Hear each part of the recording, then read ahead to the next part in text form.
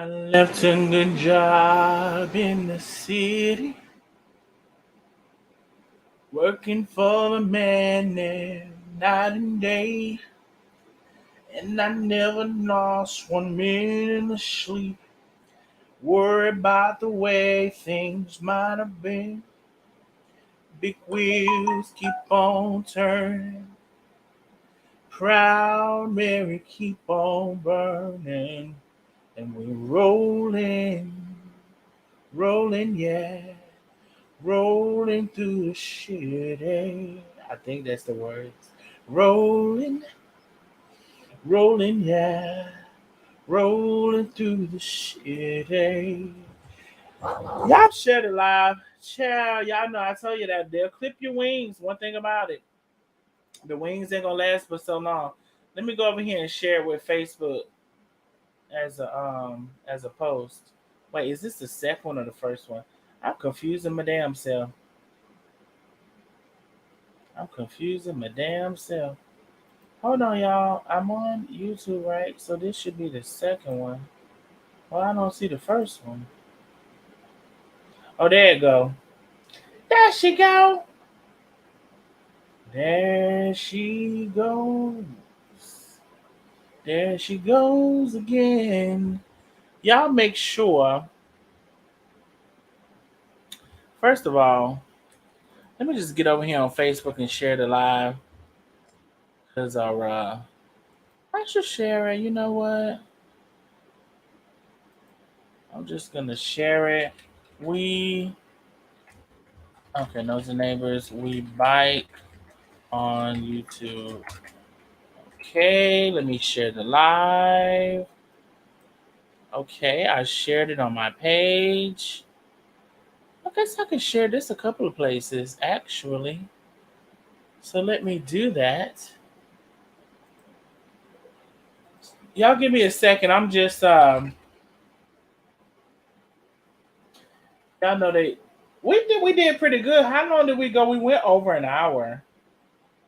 So we did pretty good with that. Um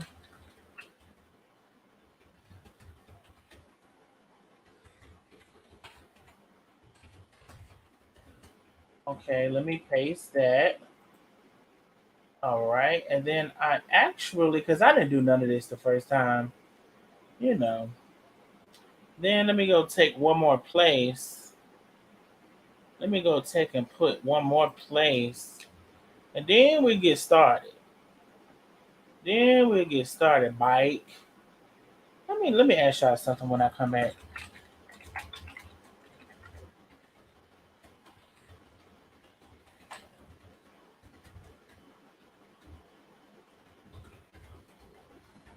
Let me put it here.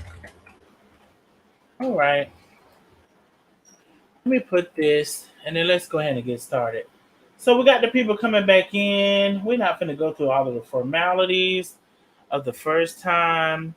We did pretty good with we did pretty good with the first time. Now we had gone through some of the old school versus new school, which I have many more. Do you have the whispers?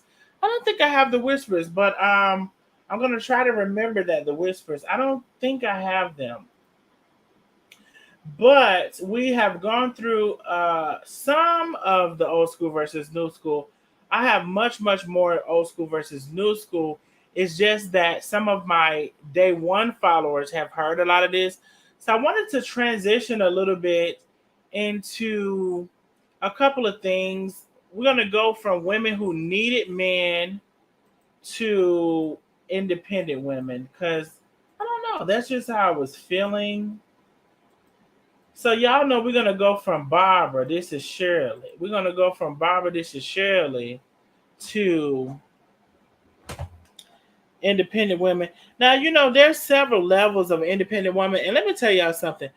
I heard something. Lasa. I missed the live jamming on the replay with a freaking big cash app.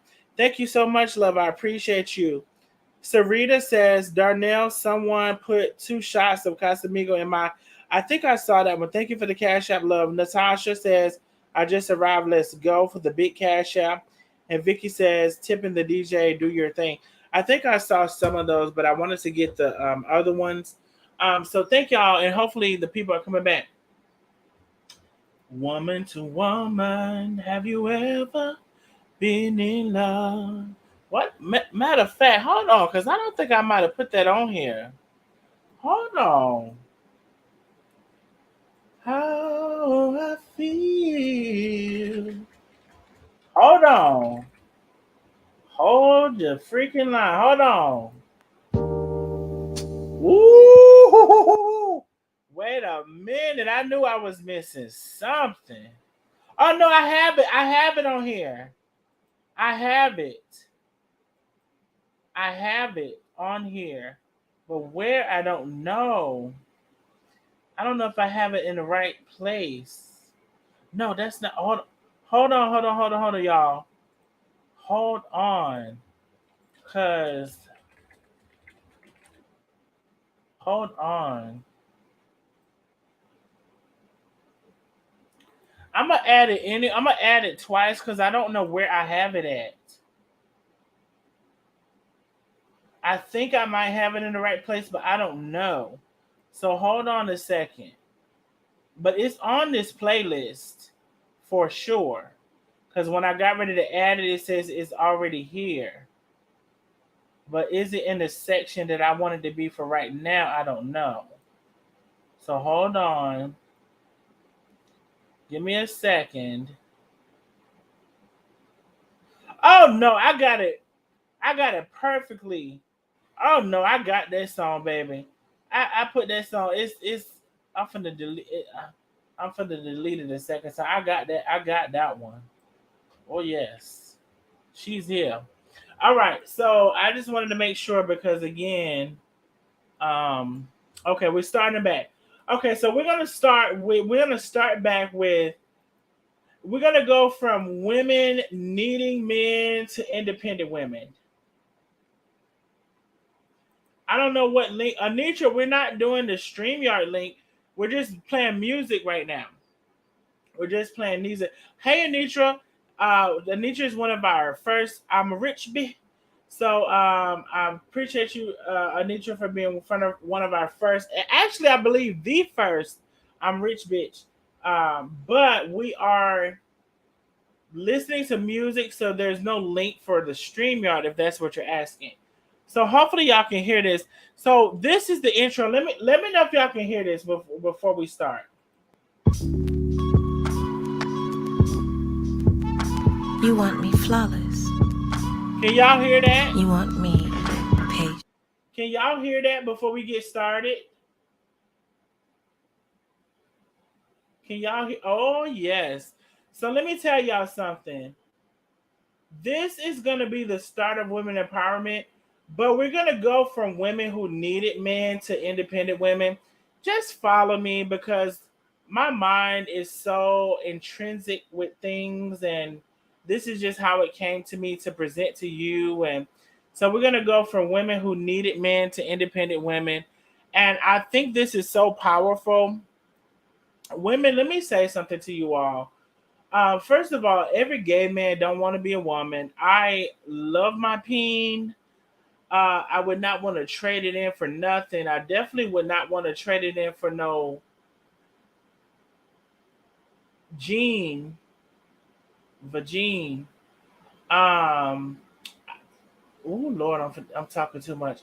I've had some good gene. I've had some good vagine. I had some good every damn thing. I'm finna stop talking about my damn business because that's not what the live's supposed to be about. So I had to catch myself at certain times. I've had some good everything. But my point is, what I was trying to make is, sometimes women will say like, all gay men, like I'm not actually that gay. I'm gay, but I'm not that gay. I never would want to be a woman. I don't even want to put on a high heel shoe. I don't even want to put on a mascara. I don't want to do shit but wash my ass and go out the door. So if you think I want to do the shit y'all doing that y'all required to do, use the damn fool. If you think I want to trade my life for yours, use the damn fool. I get up, I can wash my ass, I can go out the door, and that's it. That's it. I ain't got to do nothing else. Wash my ass, put on some clothes, and go out the door. If you think I would want to trade my life for yours, use the damn fool. Y'all got all that pressure. You got to put on the eyelash. You got to put on a fingernail. You got to put on a toenail, some of you with the fungus. You got to put on a hair weave. You got to put on. You got to put on. I put on for my city. I put on for my. I don't want. Ain't no damn way in the hell. So what I just wanted to say is there's different level of gay people, and I'm definitely not on the spectrum of nowhere near want to do nothing y'all doing. I don't want to put on a hair. I don't want to put on a hair. I don't want to put on an eyelash. I don't want to put on a finger or a toenail. Matter of fact, I don't even want the clip polish. They said, "Oh, Darnell, do you want the clip? You want clip polish? You want clip polish on your fingernail?" I said, "No, I do not. I don't want none of that. I just, it just so happens that I might. I don't even want to get into it. I don't want to get into it. Matter of fact, those of y'all who know me, y'all know I've been celibate for over 2 years. So at this point, I don't even know what I am. I don't even know who I am. I don't know whose I am. I don't know what I am. I've been celibate for over 2 years. So I'm tired of talking about it. But anyway, Tracy Smith, thank you so much for the super sticker love. Y'all know I keep y'all laughing. We're not supposed to be doing all this tonight. Now that I'm talking shit, we got 111 people in the building. See, that's the crazy thing about it. When I get on here and talking much shit, is when the people come in. I just want y'all to know that not all gay people want to be women. I do not aspire. Matter of fact, I'm going to say this. Lord Jesus, the stuff, the sometimes the lives, they just go a different kind of way. I'm going to say this. Sometimes I feel sorry for women, and I'm going to say why I do. Because y'all got these sorry ass men to deal with. Sorry ass men. These new men, they don't want to work. They want the women to be the provider. And you know what? I'm kind of with a change in a whatever. But now, I said this on another live. I can't be the provider and you want to dominate me. That ain't how that work, boo. First of all, with me, that ain't how that work, period. But ain't no way in the hip-hop hell, women, I'm talking to y'all, ain't no way in the hip-hop hell I would be y'all and making the money, and the man ain't making as much money, and you being good to him and fair, be fair to him too, and he still want to dominate and cheat on you. Ain't no way in the hip-hop hell I wouldn't be able to do it. I would not be able to do it. But women, y'all have a whole different pedigree. And that also I don't want. I don't want that. I don't want that. I want the man version where I can leave you alone. I can drop you off for dead. I want to be able to drop you off for dead and don't feel nothing about it. I like that part of me. I like that part of me. Because I don't want to think about you no more. If I decide I want to drop you off for dead because I know you ain't no good, I want to be all right with that. Now, it ain't that I ain't going to think about it. It ain't that I'm not going to feel nothing about it. Well, it ain't that I'm not going to, whatever. But the fact is, I'm going to stand on that. I'm going to stand on it. Because it just ain't no way let me tell you something. I'm going to give you an example. Ain't no way I'm going to find out you done stole money from me and meant for me no good, and I'm going to be still there around you waiting for you to steal some more money. Ain't no damn way. I don't give a damn how good nothing is. Ain't nothing that good to me. Ain't nothing I'd have never had in life been that good to me. See, The thing with men is men can separate how good something is from being attached to it. Now, I think that's a good thing or a bad thing. I don't know how we got here. I think that's a good thing or a bad thing because I think if a man find the right cooch, let me tell y'all women something. All y'all cooch ain't the same. Lord, why is we here? All y'all cooch ain't the same. It's some cooch raggedy and it's some cooch supreme. I don't know what to tell you. Uh, we here. I don't know why we here, but we here. So I feel like the supreme cooch should draw in the guy. But I'm gonna tell you what's the problem is the guy is so strong-headed that in these day and ages not gonna they not gonna do it.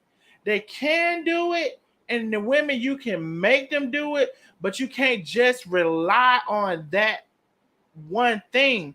You got to have a whole shebang, a package of a shebang in these days. Now, back in the day, you might could have had the best cooch, and the man was like, "Oh my God, I ain't never felt nothing like her. I ain't never seen nothing like her. I ain't never felt nothing like her." Share this live, because I don't know how we done got the screen said old school versus new school music, but obviously we ain't talking about that right now. Um, I'm just trying to tell you what goes on in this world. So these days, the man can know you got the supreme cooch, and for me, I'm a little bit. I'm gonna be honest. I'm a little bit perplexed about that because I feel like if the woman or whoever it is got the supreme cooch, Negro, you need to be going after that, especially if you've been a whore and you've been around the world and now, yeah. I ain't never felt nothing like that. You is a fool. If you know you done been through 150 women, and you ain't never felt nothing like a Tracy Smith. Tracy Smith, I'm sorry, you on the screen, girl. You're on the screen. Now don't come hollering at me. You're on the screen. You're on the screen. If you know you've had 100, 200 girls and you ain't never felt nothing like a Tracy Smith, I don't understand it. I can't have no understanding for that. I can't. Because my thought process is, you think I want to go through another 100, another 150, the chance to have the chance of thinking I might have the chance of meeting another Tracy Smith and might not, and miss that chance and have to go through another 100, 150? I don't understand it. Now that's the part of the man I can't get with. I don't know how we got here. But men will know. I guess it's the unsmart part of a man to know that Tracy Smith, you know, you done went around 100, 150 women, and Tracy Smith got the best thing you ever felt. Now that could override a lot of shit for me. I'm just trying to tell you. If it's the best thing I ever felt, I'm like, my soul. You have taken my soul from my body. That's what you just did. You done took my whole soul from my body. And you think I'm finna go around looking for another one that can take my soul from my body when I know it took 100 to 150 people to get to you. And you even 75% good of a person. And I'm gonna skip around to go find another one. I don't understand that part of a man. If I had to guess that part of a man, it's pride and ego. It's pride and ego. But women, you also got to be smart with that position that you may have. That's if your stuff is good. You should know if your stuff is good. You should know. I mean, you should know. Now, everybody, I'm telling you now, all of y'all, it ain't all good. Now, some of it cold, some of it regular. Then it slips into warm. If you're slipping into warm, you got something. And if you're warm and you got the right grip, you really got something.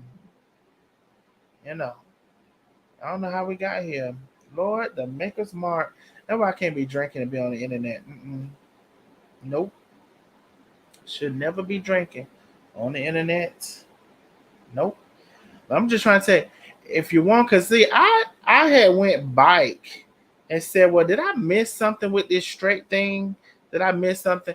But I end up with the wrong girl, and that stuff she had wasn't worth it wasn't worth two smush dead flies.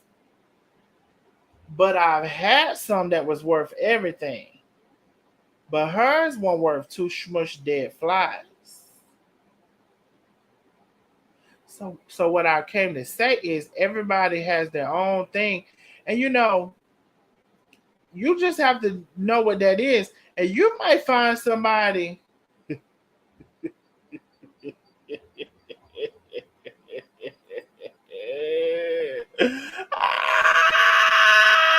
Ah! Oh shit! Tracy Ann Smith, thank you for the super chat. Oh, somebody sent me a super. Somebody sent me some in this thing.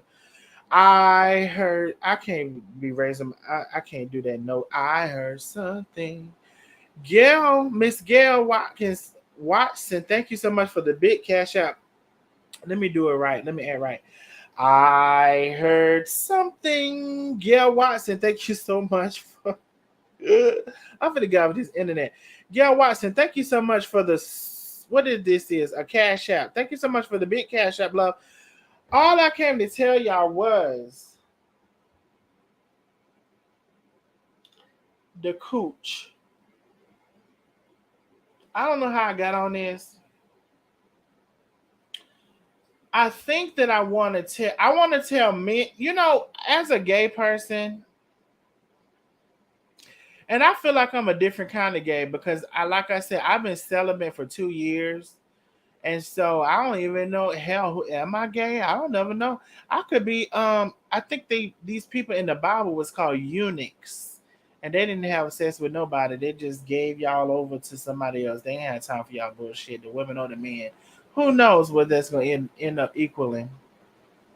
And if I end up in a powerful position, I believe God, we all have our own levels and ideas of God, and there are own levels of sexuality and spirituality. Who's to say a level of sexuality and spirituality don't come together to say, if I was to decide I ain't fooling with none of you, that I won't be exalted amongst all of you? Who's to say? I don't know. I'm figuring this world out just like y'all is. But anyway, it's the people who think they got all of the facts sometimes is the problem. But anyway, I don't have all of the facts. I do not. And I don't want to have them all that good peen ain't good peen. No, it ain't. Anyway, um, so what I came to say was that,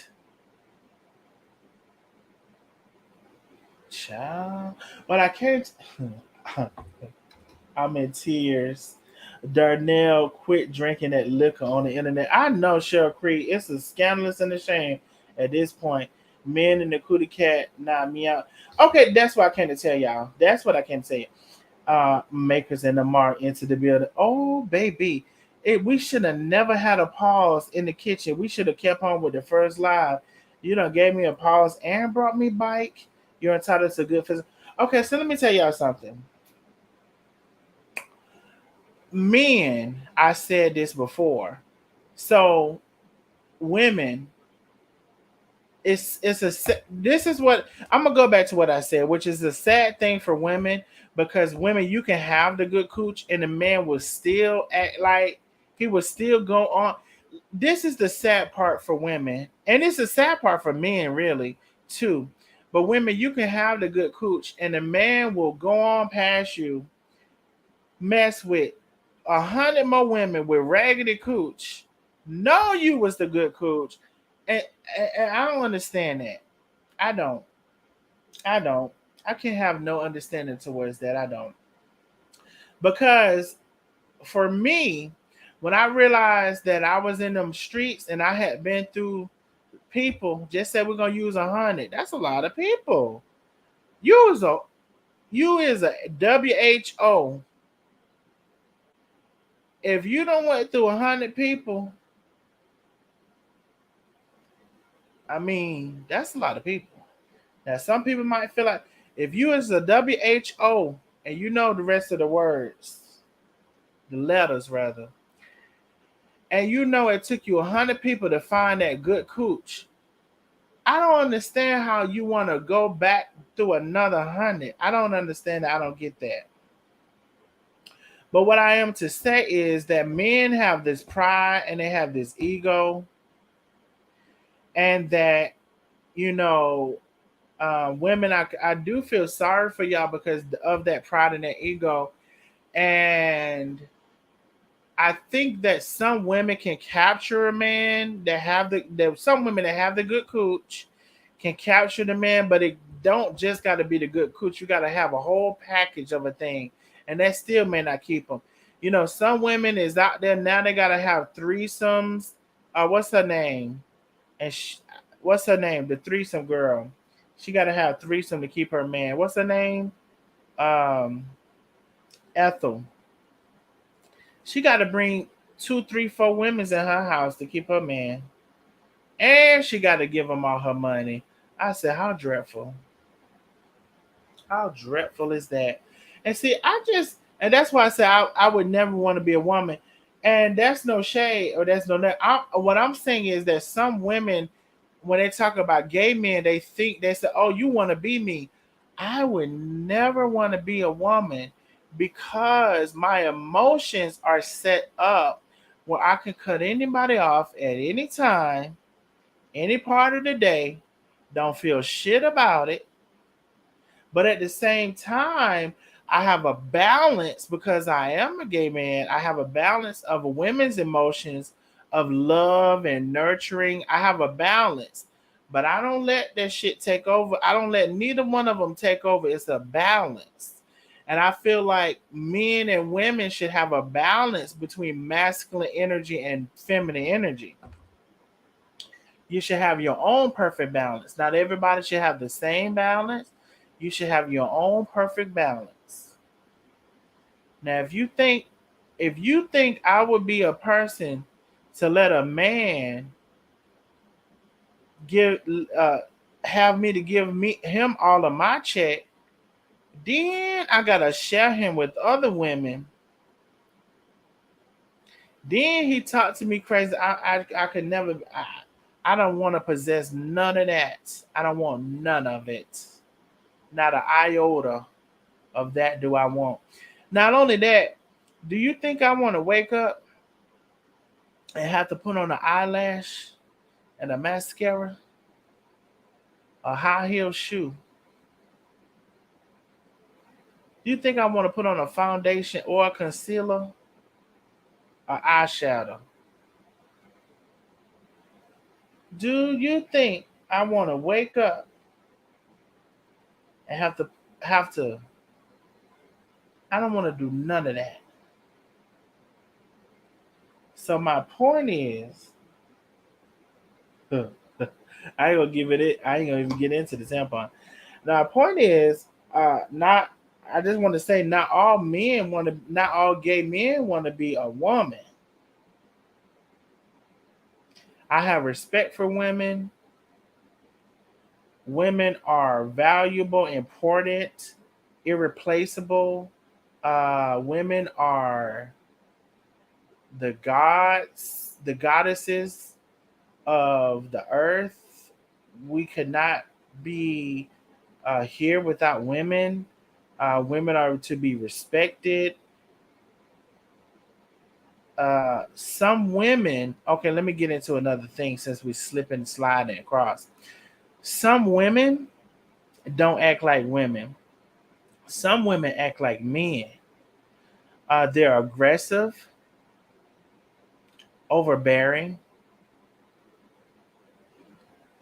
Um, they're not very feminine. I think y'all can might think of a person or two as I'm talking. Think y'all might can think of a person or two as I'm talking. Aggressive, overbearing, um, masculine. Let's see. Huh, I think y'all might can think of a woman or two as we go through this list of things. They have verbally said that a man can't tell them what to do or control them. Not to say that a man should control, but if you have the right man, uh, women who believe in a structure, and, and, and it could be masculine, feminine, or it could be equalization, whatever. Some women who believe in a structure believe in, um, allowing a man a certain space, you know, that if he's doing all he's supposed to do, if he's the provider, if he's the protector, especially women who don't have to work, and the man is take or the masculine energy. If you even want to say the masculine energy or the man, I don't have time for all of these formalities right now. They're doing all of these things, then why shouldn't you yield over them the feminine energy that they're uh, expecting from that? If they're doing all they're supposed to do. But then you have some of these women who blatantly say, "Oh, that man, he can't tell me nothing. He don't control me. He don't." Well, I mean, it depends on what kind of man you're dealing with.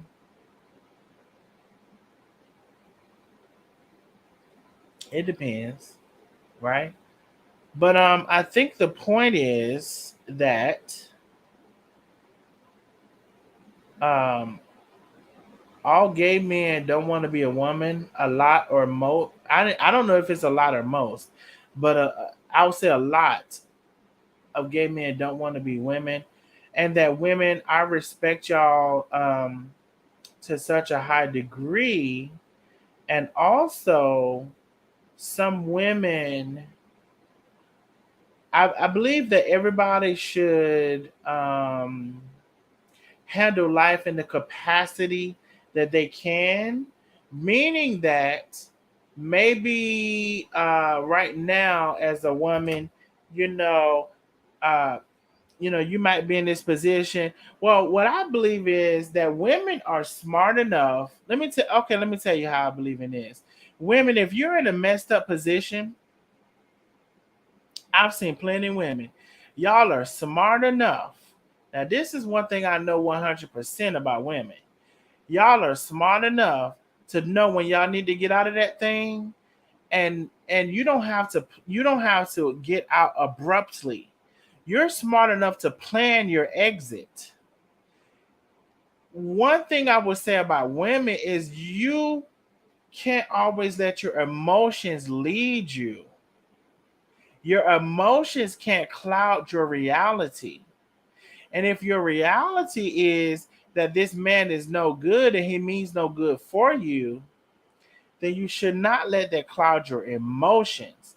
Your emotions is possibly sex and the feeling of that, and the feeling of being loved, or the feeling of not being alone.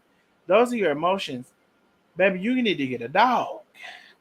And see, this is another reason why I don't want to be a woman. And I'm not saying that it's all women that get trapped into this level of emotion. But what I am saying is very common that it is the woman who get trapped in that level of emotion. And I don't believe in that. I believe in, who is this person? Are they good for you? Can you see them progressing? Can it's just like put the facts before the emotions. I don't give a damn about the sex. Do you know the feeling of sex? Do you know how long the feeling of sex lasts? And after that sex is over, the emotions that you think you got from that, do you know how long they last? They don't last long. They don't last long at all. So that's not the answer. The feeling, the emotion of sex to think somebody wants you and needs you does not last long. And it's not real. That's not real. That is not real. What's real is the man loving and nurturing and uh being present for you, and you not having to worry about these things. And I'm not saying also that there are not hiccups in relationships, but the whole damn relationship being shouldn't be a hiccup. That's called throw up, not hiccup. Now anyway, I don't know if anybody is even here. I'm gonna tell y'all something. One thing about me right now, I don't even damn know if anybody heard nothing I said. But I know one thing, I felt the need to say it, and I said it, and I hope somebody heard something I said, because I know we got way off of where we had supposed to be. I sure hope there's a woman right now that's dealing with a no good, you know what his name is. I sure hope there's a woman right now that's dealing with a no good, and you've been waiting and thinking and hoping and praying, and you know that man ain't no damn good. He ain't no good for nobody. He don't pay a bill. He barely pay a bill. He barely want to work. Some of these men, they the new bees. They the new bitches. They want to take your place, actually. So y'all think they straight based on what? Because they like women? So they say? What y'all think they straight based on? Because they say they like women? Because that don't do it. That don't do it a lot of times. I'm trying to tell you, when y'all get them men's that don't want, they want y'all to take care of them. If they want y'all to take care of them, another man can take care of them. Another man, if they want y'all to take care of them, and you offering them $5, another man could come offer them 20, and now he his hoe. Mhm. Now he his hoe. See what I'm saying? Uh-uh. These men's, y'all gotta watch these men's. Mm. I don't know how. I don't even know how I started talking about this. It might be the Maker's Mark. I don't even see y'all comments. Let me see what y'all been saying. I heard you, Darnell, married to one man for 47 years is more than just sex. I believe most men like to swing, but they won't admit it. Let's be honest here. The wind blows and they get hard. My God. Are we about to go? Oh, we about to go. Don't the wait a minute now, Nicola. Are we about to go? Don't the download road talk. Um, he could hit the road, Jack, if you know what I mean. Yes, indeed, absolutely. Let's see. And man, living off your income is horrible. Yes, indeed. I like this kind of talk. You know what? I didn't plan on it, but we're supposed to be listening to music. But baby, I don't know what happened. It happened. Now we can't turn back the hands of time. No, no, no, no. Terry Van Camp says yes, Darnell, speak it. Okay. I just want to say that, ladies, it's a new day, and these new men definitely ain't shit. These new men definitely ain't shit. Thank you, Tawanda. These new men definitely ain't shit. Um, and it's and I want to preface what I said, because remember what I said earlier is if the man ain't doing all of these things and he wants to control you and he wants to cheat or whatever. Now, on the flip side, do I believe that a man could come into a different realization of 2023? Meaning, can a man play his role as the woman um, she excels above him? Can he play his role? Yes, he can. But what I'm telling you, ladies, is I'll be damned, because this is what I see. The man wants to have you as the woman to make the money and provide, and he wants to talk shit, and he wants to cheat and do all of the things. I'll be damned. That's how I started the conversation off. Because it's not like I don't think there's a place for that. But the place is definitely not where he's talking shit and he's cheating. Now, do I think it's 2023 and as women fight for their rights and everybody wants to be equal and all of this and that? I don't think there has to be a structure necessarily of the man making all of the money and the woman. I don't think there has to be that. But what I'm saying is, women, if you're making the money and you know your man isn't meeting the challenge, I just don't see him not meeting the challenge and you're being subordinate to him and you find out he's cheating and doing all of these things. I don't see that at all. I don't see that for you. I don't see that for me. I don't see that for nobody. I don't. I just don't. I don't see it for you. I don't see it for me. I don't see it for nobody. Uh that ain't no man. That's a little boy. I think that's all I'm saying. I think what I'm saying is that it's okay in 2023 for you. I think the woman could work and the man can stay at home. That's perfectly fine. But when you get home,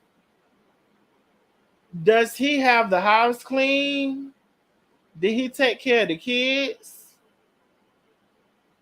Is he got your stuff together? When you want that peen, is he gonna give you that peen? Is he still a man? Like it's the I don't think the man has to necessarily equal the money. The man equals did he try to fix if that light bulb, did he change the light bulb? Did he take out the trash?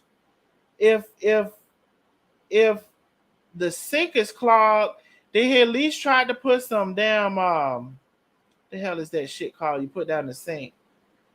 What the hell is that shit called you put down the sink? If the sink is clogged, did he at least try to Drano? Did he at least try to put some Drano down the sink and get a plunger that ain't been used for the bathroom?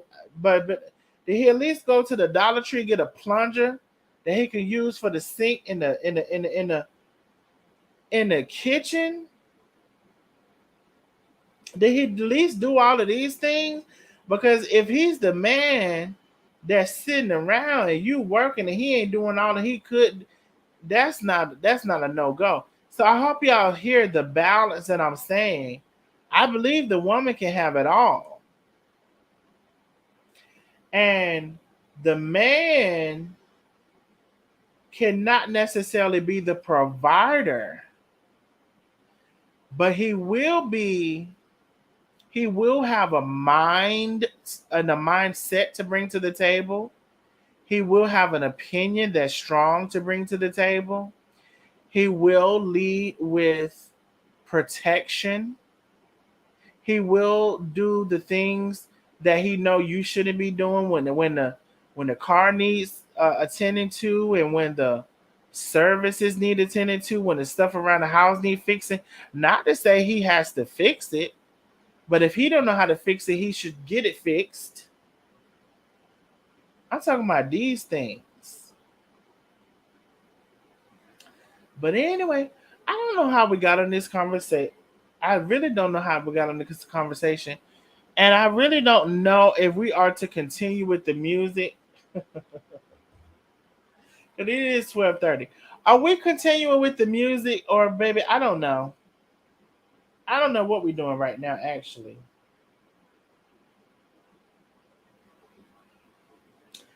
Cause I think the music led me into this.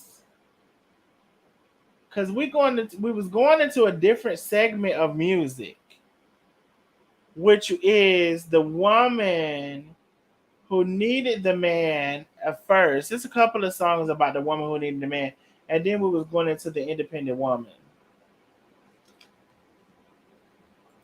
Darnell, you are the truth. Thank you, Miss Billy Francis Watkins. Thank you so much, love.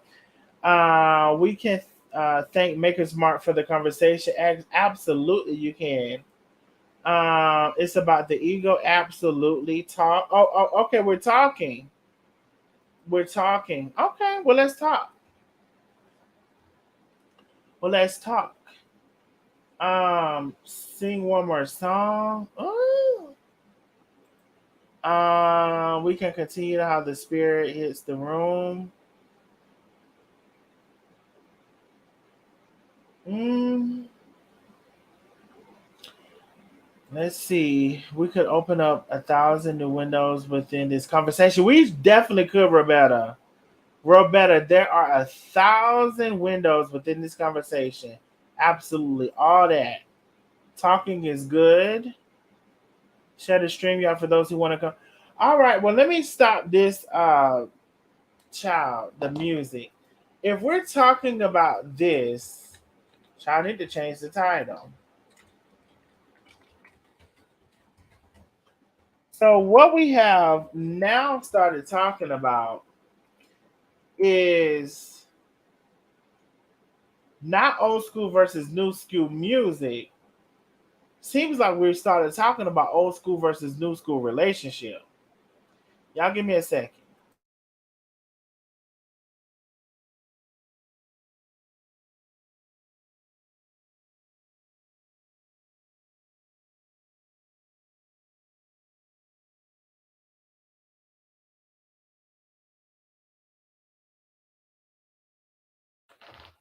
So it would seem like we have started to talk about old school versus new school um,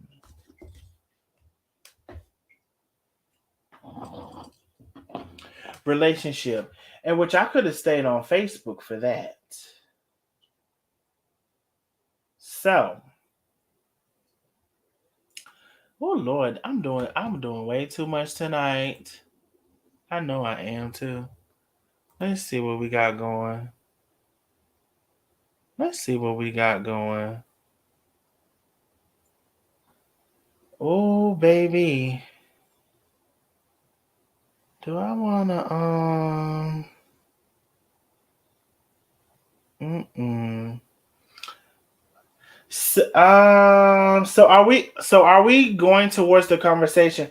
Okay, so if we're going towards the conversation of the new dating pool, one of those songs triggered your thoughts. Oh, it had to have had. It had to have had. Low self esteem. I take care of any man that's mammy. Must be mutual love and respect and relationship. So you all, if we're gonna talk about this, and not the music, then I want to bring Facebook back on. So it's 127 people on YouTube. Are you down to come back? And I know I'm back and forth, but are you down to come back? Let's have a late night conversation about, I don't know what to call it. What should I title it? Um, are we, I mean, we could say old school versus new school relationships, or are we talking about, I mean, really it is old school versus new school relationship. Yeah, I want to bring Facebook back. And I definitely don't think it's a way I can do it without, hold on. Let me see if there's a way I can do it. That would be so crazy if I can, hold on, y'all. I've never attempted this, but let me see something. I'm down. I would stick to old school versus new school relationships. Let's go. Okay. So y'all are here for it. I don't think I can add face. Wait a minute.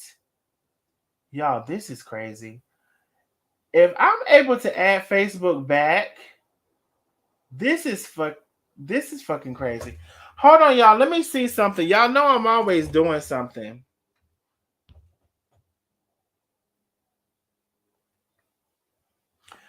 So I just clicked back on Facebook. Hold on, y'all. Old. This is gonna be so crazy.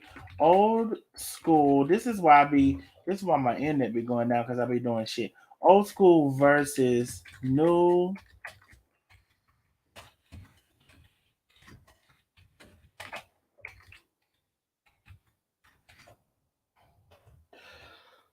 Oh goodness gracious.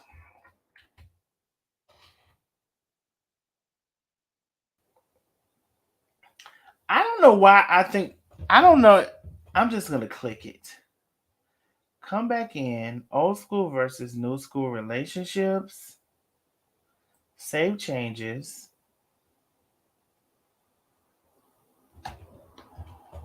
Y'all, if I get Facebook back on this thing, that's gonna be so crazy. I think I just did. I am the GOAT. When I tell you I'm the freaking GOAT, baby, ain't nobody able to figure this shit out.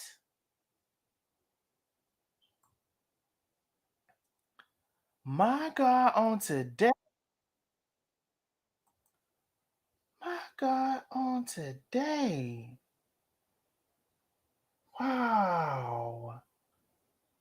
Facebook is coming back into the building. I've done blew my own mind, child. When I tell you I done blew my own mind, I really mean that. I really do. Mm-mm. Lord God have mercy.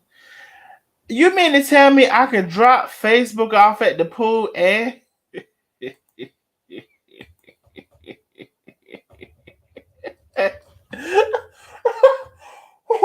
you mean to tell me I could drop Facebook off at the pool and pick them bike up? I see something. Miss Debbie Kramer, thank you so much for 50 stars. Facebook, as you come back in, please like and share the live. Baby, I don't even know what we doing at this point, baby. I don't even know who I am. I don't know what I'm doing. Who I am. Mm-mm. Lord God, I tell you, that's really something. Hey, loves.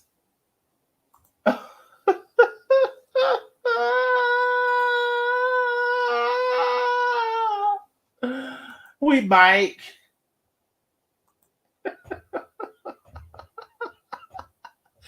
Y'all like and share the live. As Facebook is y'all coming back in, can y'all like and share the live, please? What we want to talk about a little bit, something he tickled himself. I really did. Um, no, I really did. Um, Facebook, as y'all come back in, And I know it's late, but we were having a time on YouTube, and somebody said, "Well, Facebook was by the pool. Can we get them back from the pool?" And lo and behold,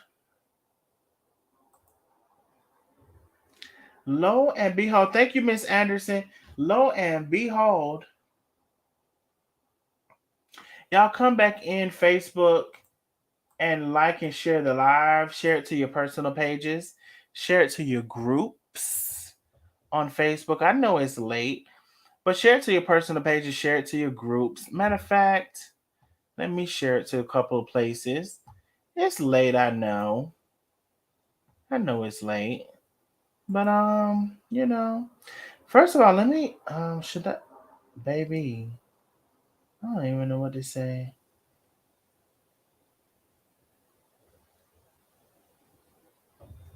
What? Oh, that was in 2022. Oh, I just saw something. I was really like, what? Okay, let me y'all come on in and like and share the live. That's what you can do.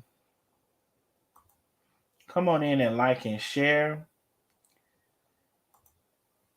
And let me share it to a group.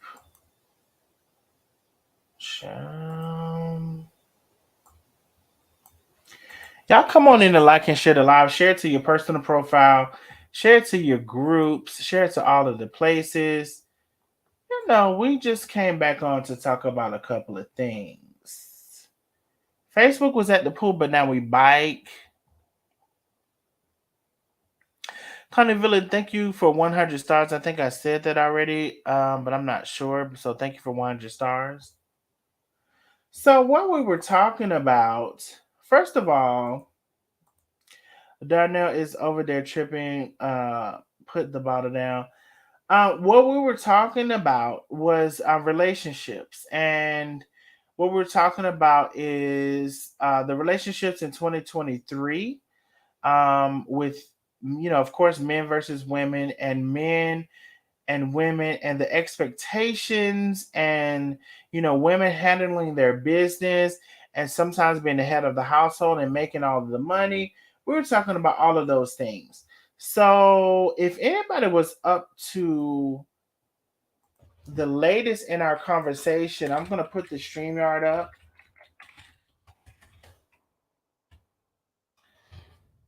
Because I definitely don't want to have this conversation by myself.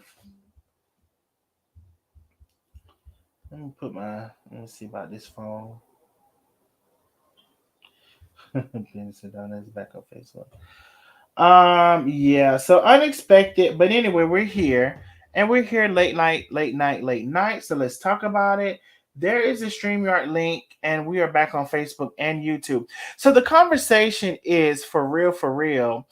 Um, Old school dating versus new school dating, or old school relationships versus new school relationships.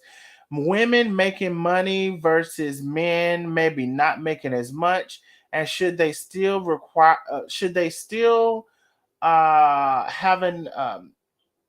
mm, should they still have an expectation for them to kind of be the head of the household, not necessarily in the degree of decision making and respect, but in the degree of dominance and um, just dominating over a situation, and also ignoring the woman's thoughts, or just being, not respectful of the woman's thoughts as well. So these are the conversations we're having tonight. The StreamYard is there. And I know y'all the ones who told me to come over here on Facebook. So I don't want to talk about and have this conversation by myself. So there is the StreamYard. So let's wait and see.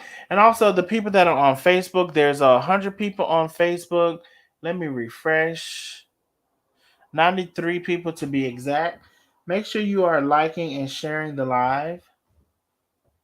Let's see.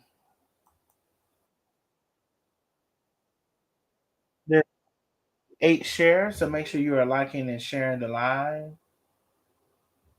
We're talking about old school versus new school relationships. StreamYard is there. I'm going to put it up again.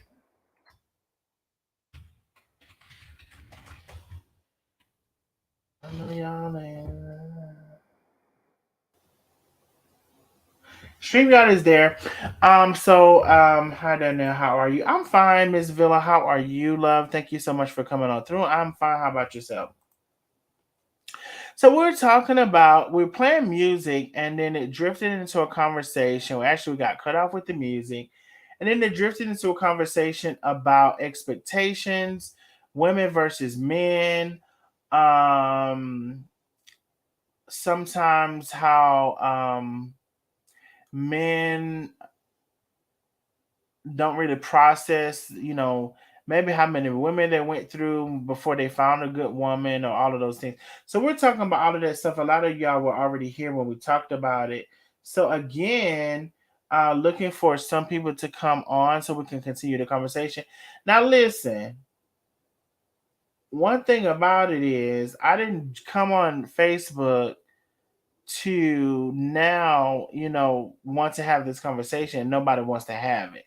So I'm gonna ask them one more time about the someone coming on the StreamYard, and then what I'll do is go ahead and end the live because I could take me a good nap, and also just delete the Facebook that we never should have added in the beginning. Okay, so we'll do that. So again, the StreamYard is there. I'll give like 2 more minutes because sometimes I don't have a lot of patience when it comes to like we're having the conversation, we're having a good conversation, and nobody wants to join, but everybody wants to stay on. But I guess I'm supposed to have the conversation by myself. Uh, uh, uh, uh. Uh, uh, uh, uh, uh, uh, uh, uh, uh. Did I get your tip? Let me see. Centauria. Did it come on Fate? Did it come on? Let me see. I don't think so. Let me say, I see something. Miss Gail Watson, thank you for the big cash app. Thank you so much. Lisa, thank you for the big cash app. Thank you so much. She said I missed the live, jamming on the replay. Sarita, thank you for the cash app. Natasha, thank you for the big cash app. Vicky, thank you for the cash app. Kathy, thank you for the big cash app. And Cheryl Creek, thank you for the cash app. I don't think I did, Centauria. What name was it from?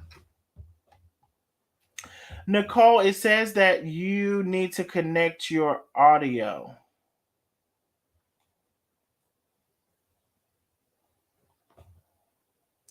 It says that you need to connect your audio. Oh, there you go. Let me see. Nicole Love, Can you hear me? I can hear you now. Okay, good evening, everyone.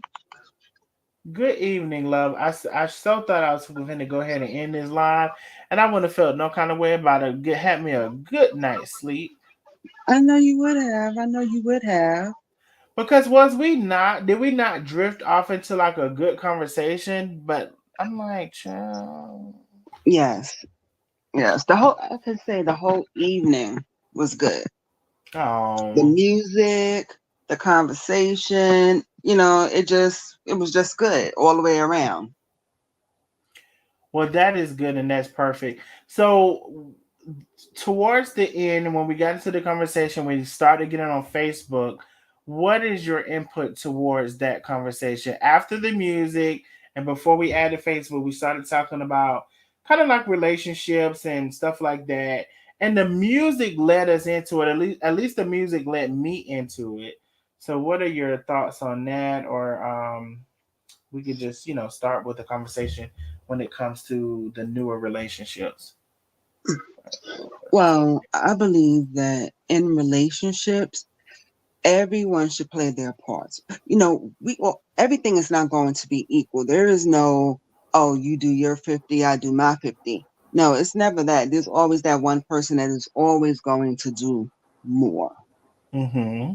It's always one person that does more, whether it's the man or the woman, you Mm-hmm. know. But I know, let me tell you, I was in a relationship, right? Mm-hmm. Um, I was actually married at one time. And when we first got together, things were great. You know how it is. It's lovely, it's great, and all of that other good stuff. Mm-hmm. Mm-hmm. And as time went along, I noticed that he was used to females that did everything, as like cooking, cleaning, just doing everything. And Mm-hmm. his mom did not teach him, to be self sufficient as far as cooking, washing his own clothes, things of that nature. So when he got out there in the world, he found, he started dealing with girls that basically would do everything. I'm not that type of woman. Mm-hmm. I'm not going to do every single thing for you, because I came from a household where my grandmother taught her male children, my father and my uncle, to be reliant, make sure they knew how to cook, clean, and all those things. So that way you don't have to depend Mm-hmm. on a woman to do those things.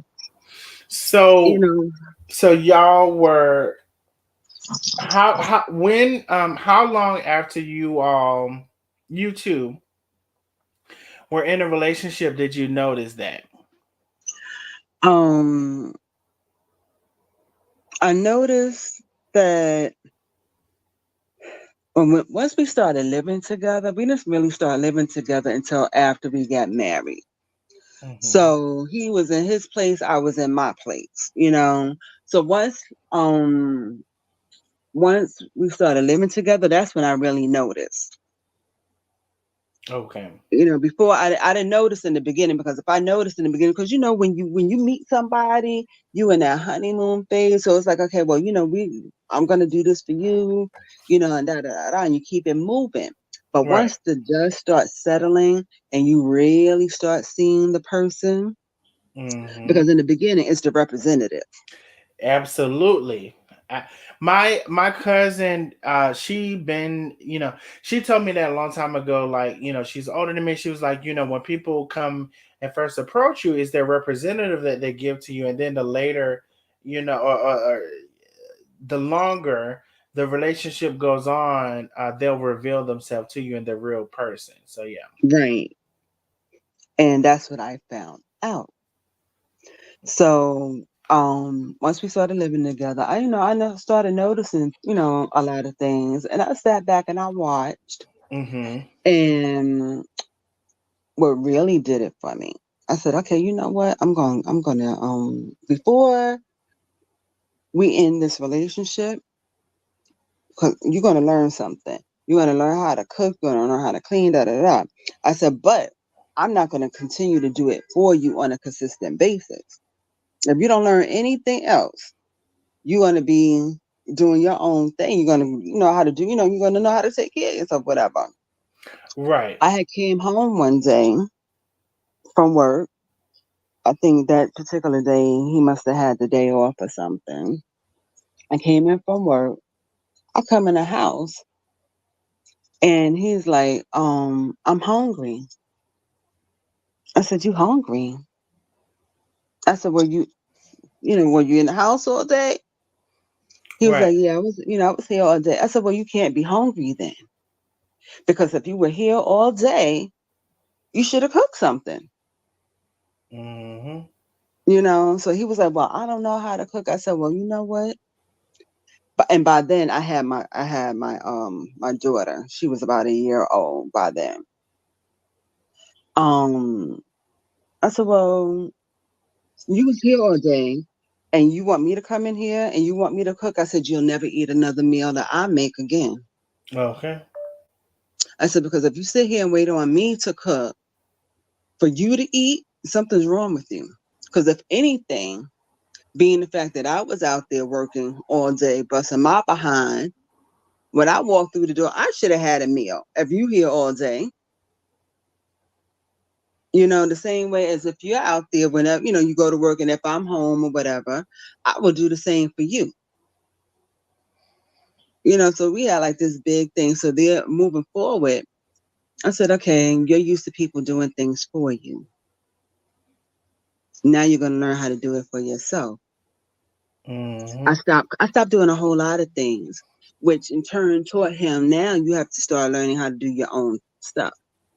So therefore, like when I would be out at work, after that point in time, I came in, my meals were cooked. Because sometimes you have to teach people how to treat you. Yep. You have to teach people how to treat you. Otherwise, they will continue to walk over you or think that you are supposed to do these things. No, we're supposed to be a partnership. We're supposed to be working together. If you're out there all day working and I happen to be home, I will cook. I'll cook. And it should be vice versa, in my opinion. And I understand, back in the day, that's how, it was done. The men would be out there working and the woman would be home, taking care of the children and making sure there was a meal on the table and stuff of that nature. No, now things have changed. You can't keep Mm-hmm. that same old mentality as far as I'm concerned.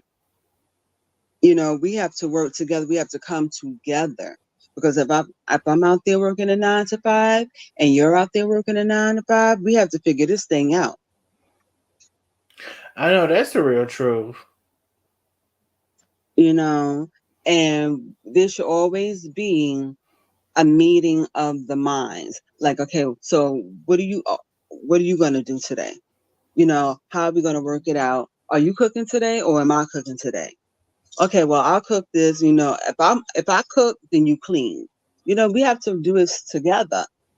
That's the only way that things are going to flow properly. And that's how we're going to be able to get along. We have to have those conversations. And sometimes people don't want to have those conversations. Or sometimes people will sit back and think that, oh, well, if I just wait, they'll understand, what I'm doing or they're going to read my mind. No, nobody can read your mind. Okay. We don't walk around here as mind readers.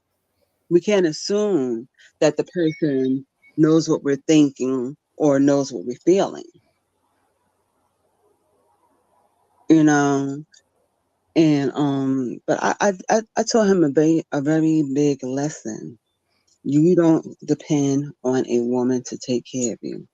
So now that man can cook, he can clean, although we're no longer together, but he knows what to do for himself at this point. He doesn't have to depend on a female, Mm-hmm. you know.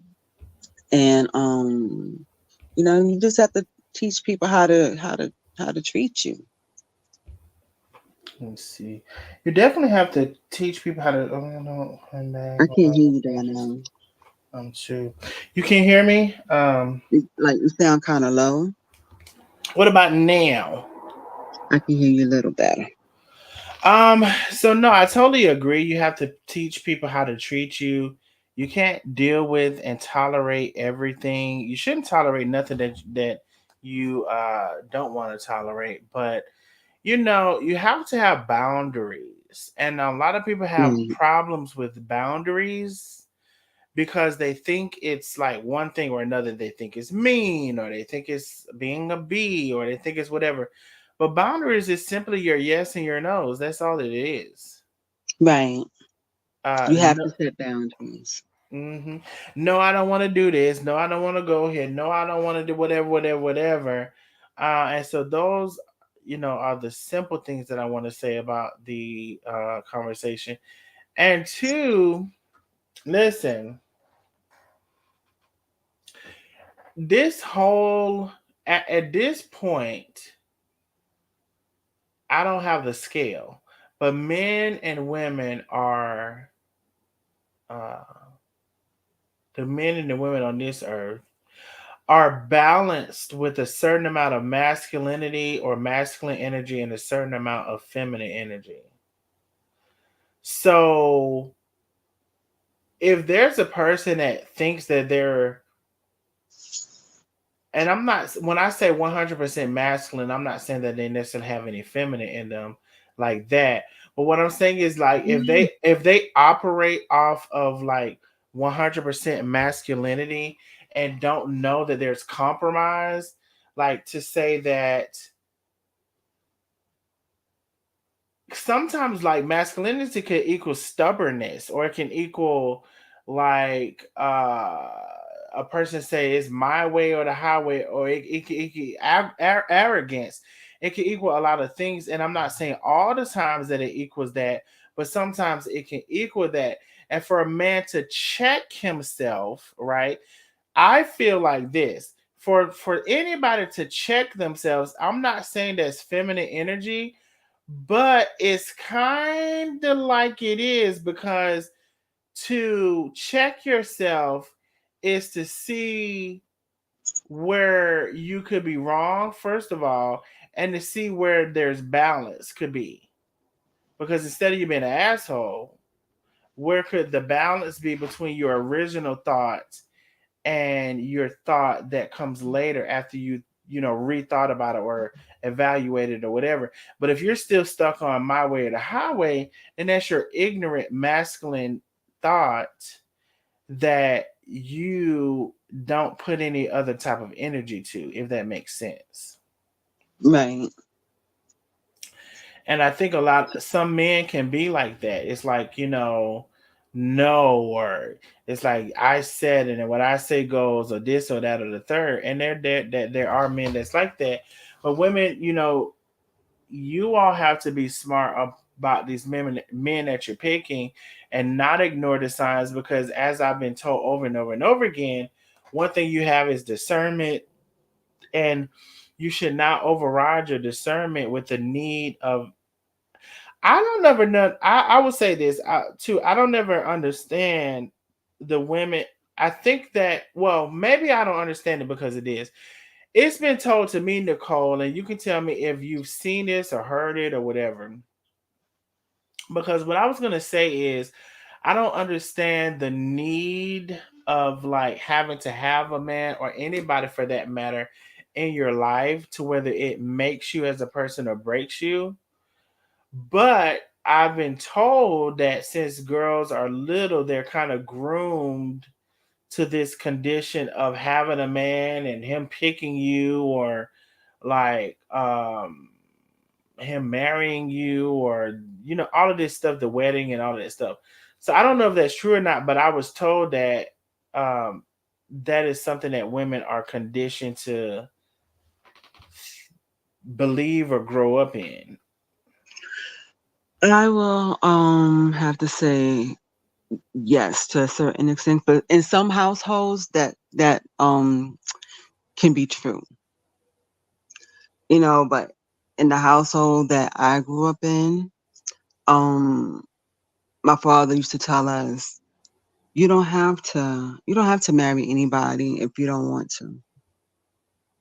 You don't need a man in your life to make you whole. Because some Hmm. women think that they need men in their lives to make them whole. No, you're a whole person. You're supposed to Right. be enough for yourself. And anything that comes, or any person, I should say, any man that comes into your life is just supposed to be an enhancement. He's supposed to enhance you. He's supposed to just add on to the person that you are, like to help you, maybe to bring out something a little bit more in you, but necessarily you really don't need a man, nor a woman, excuse me, nor a man really needs a woman. That's just how we were raised. Don't Hmm. think that you have to be married to someone, you know, to be a whole person, because that's not the case. But some people are raised to that where, okay, well, as you're growing up, carry yourself as a lady. You can still carry yourself as a lady, but doesn't necessarily mean you need a man. A man is for companionship. A woman is for companionship. you know.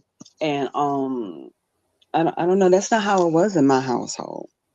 Is if you met somebody, if you love them, if you fall in love with them, then fine. If you choose to marry them, that's your choice. But you don't have to get married,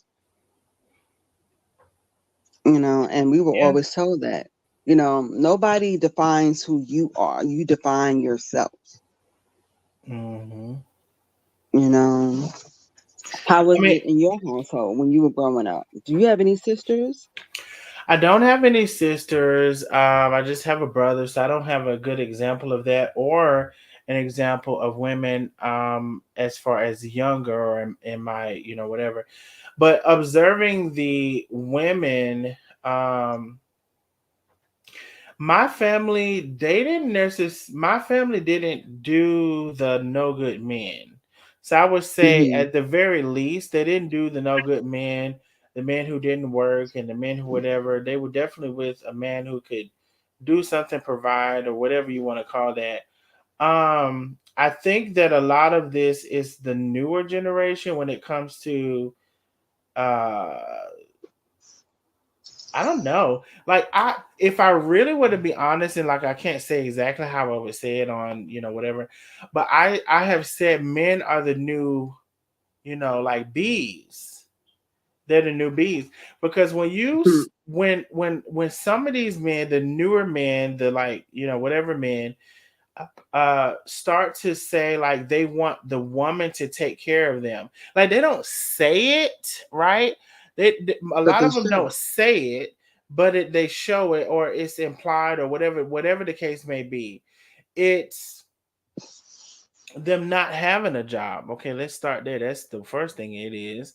Them Mm-hmm. you getting you to yield your car over to them to where they're dropping you off at work and they have your car all during the day.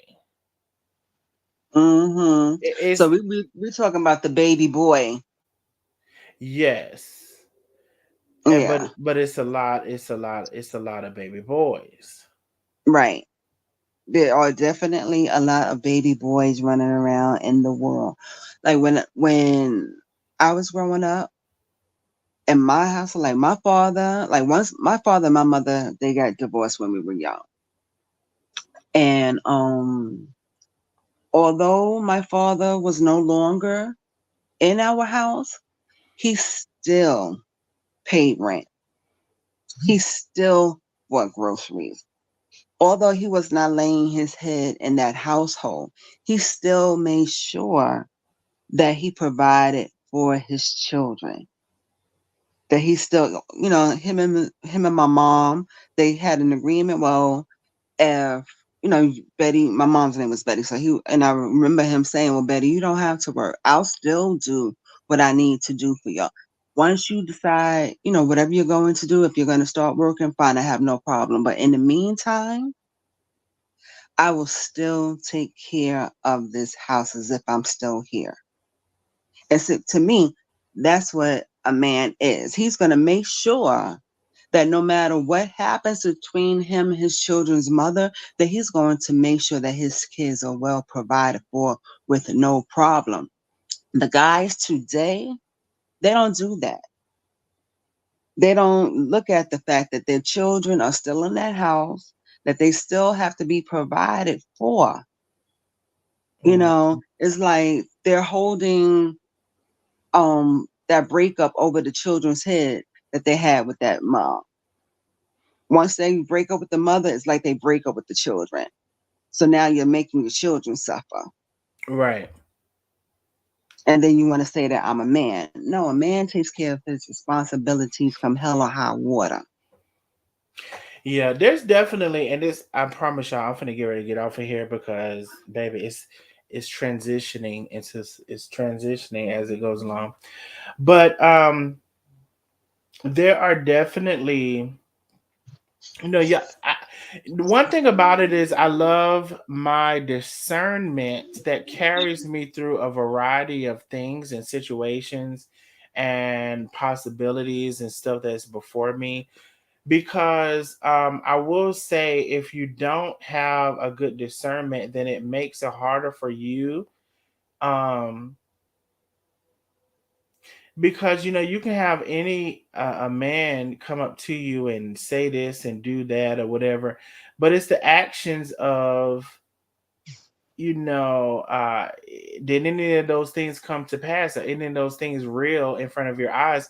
And then sometimes, I think women, you all know the answers to the thing, to the question, but you Hmm. ignore it. You ignore it. And some women, I mean, listen, everybody is different. So if there are women that would want to just say they have a man for the sake of saying it and the appearance of it or whatever, I just don't really understand that. Like, not to the point of you not being happy. I've seen people in different rooms because they can't really stand each other, all of this stuff, but just for the point of saying we're together or whatever, they deal with that. I don't think I can't be that person. And I So guess have that's you? that's the balance of the conversation that I want to have, because it's just like I think that women, no, I'm not, I think women do hold this supreme uh capability of holding on to, like, a relationship, or not, or forgiving, and whatever else that is, and then, like, not really, um So like, okay. allowing a person too many times, like, you allow them like a lifetime. Sometimes I've seen women allow a man a lifetime supply, not one, two, three chances. And I will say, sometimes I look at older relationships, and the woman will say, I've heard the woman say, hell, he was doing this. And so then there are all of these times sometimes that go by. I guess I'm just a different individual. Like times change, and women, there are a lot of women that do that because they're holding on to the hope of he will change and he will see that I'm standing in this fight with him and that he's going to change. Sometimes you have to be the one to change the narrative. If he's not changing, you can matter of fact, you can't change anyone. Right. You have to change yourself. If you see that he's not changing and doing the things that you feel like he needs to do for you in your relationship, then you have to be the one to change. You have to be the one to say enough is enough and know when to walk away. But some women will hold on to that. They will hold on to the hope of, well, if I just stay here a little longer, and it may be years, Hmm. if I just hold on in there a little longer, he's gonna change. He's gonna change, but he's not changing. So why stay there? I couldn't do that. I personally could not do that at all because I have to be the one to drive that car in the sense of myself knowing when I have had enough, and Hmm. I knew for me when I had had enough. You Same here. know, I'm sorry. No, I was saying same here. You have to let it go, and you Yeah, can't you you can't got to know when. change. Yeah, you have to know when. And some women don't know how to let things go because they want that fairy tale love. They want that marriage or relationship, and they will put that man before their own needs and wants and desires and respect for themselves. You have to know your self worth. Hmm. Dion You says have to know that. exactly. I think some men think if I put it down in the bedroom, that's all they need, and they're wrong. Well, Dion, Listen. Dion, that's the conversation we're having, because they're wrong to some women, and some women they're not wrong to. Some women, to whatever degree, they they don't put the more important things above that, It's like, Right. I think it was something like, well, who's gonna hold me? Who's gonna touch me? Type thing, as opposed to, we see it all the time. We see it when, people don't believe their children, when somebody's saying somebody's doing something to them, or like all kinds of ways we see this, Mm. and it's there. And again, just wanted to brief because I promise you I'm finna get off here. Cause baby, I can't. I'm barely holding on. Um, Centoria says my mom and dad made and taught me independence. I cook, fix cars, etc. Come on, fix cars. And my dad Mm-hmm. wasn't at the home since I was 7, but always there. Come on, fix the cars. Listen, I can't fix no Mm-hmm. cars, but Sharon says some people trying to keep hope alive. Some just won't leave and just some just won't leave, and it's sad. You have to love yourself enough to walk away. I mean, that's the thing. I mean, I will say this, Sharon Morgan. I'm just saying, I'm trying to respect people's options and feelings or whatever have you. I just can't be the one to stay in something that's not serving me, right?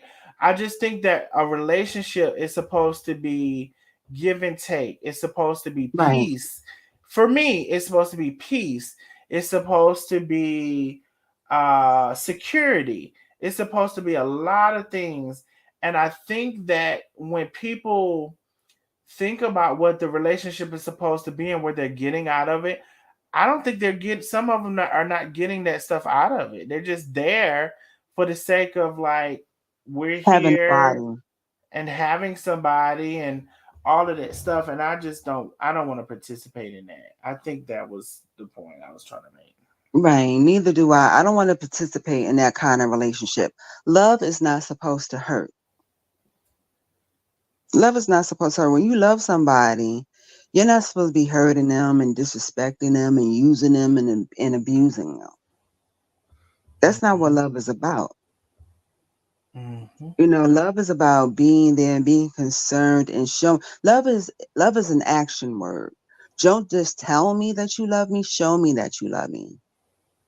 Mm-hmm. Because I can tell my dog I love him, and keep it moving. You can tell anybody that you love them and keep it moving. Mm-hmm. But people need to see that. People need to feel it. They need to taste it. You know what I'm saying?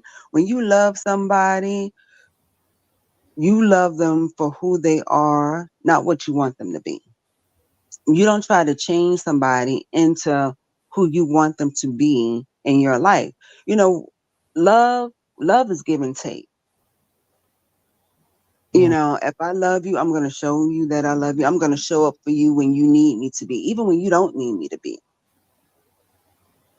I'm going to be there for you, but don't abuse my love. Mm-hmm. Respect me as I respect you. Love me as I love you. Honor me as I honor you. And from that, we can grow. Once you start disrespecting that and abusing that love, then it's time for us to part ways. You know, it's time for us to part ways. Once you start disrespecting it, it's time to part ways. Yeah, no, I totally 100% agree.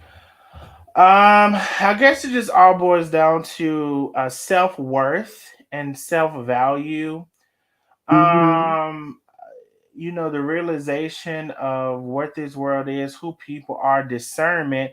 I keep stressing the discernment and all of those things. So,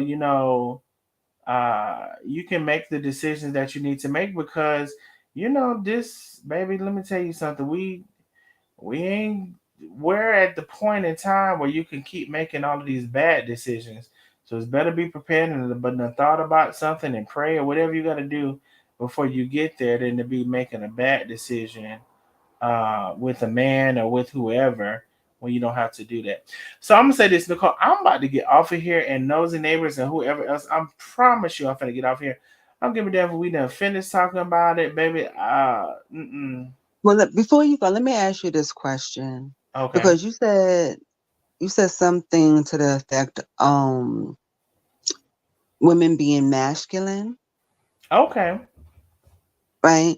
Do you feel that women have to have taken on that role because the men were lacking in it? I feel like I would yes and no. I'm gonna ask the question. So I feel like women, when I say masculine, and when I think of masculine, I think of like what some people would call rah rah, or like you da, da, da, da, da, that aggression, or motherfucker da, da, da, da, da, you know all of these forms of that, right? I think that a lot of it comes from disappointment. I think the black woman has been disappointed too many times and let Hmm. down. I think that she's been tricked too many times to where your guard is up. And I think that's a human, I mean, it should be. I think that should be a human thing. Now, I'll say this when it comes to that, it's up to women, and it's up to whoever, furthermore, to guard yourself and not to be a fool. Let's be real. We have, like, just think of somebody with five baby daddies. Like, how many times are you to be fooled by the Hmm. same conversation given to you in a different route? Oh baby, I love you. Oh baby, you the one. Oh baby, whatever. You know what I'm saying? So all of this stuff. So I think that the aggression comes in with the disappointment. I think it comes in with the lies. I think it comes in with, um, not wanting to be the person you were before. I think the aggression comes in so many different ways. Now, do I think that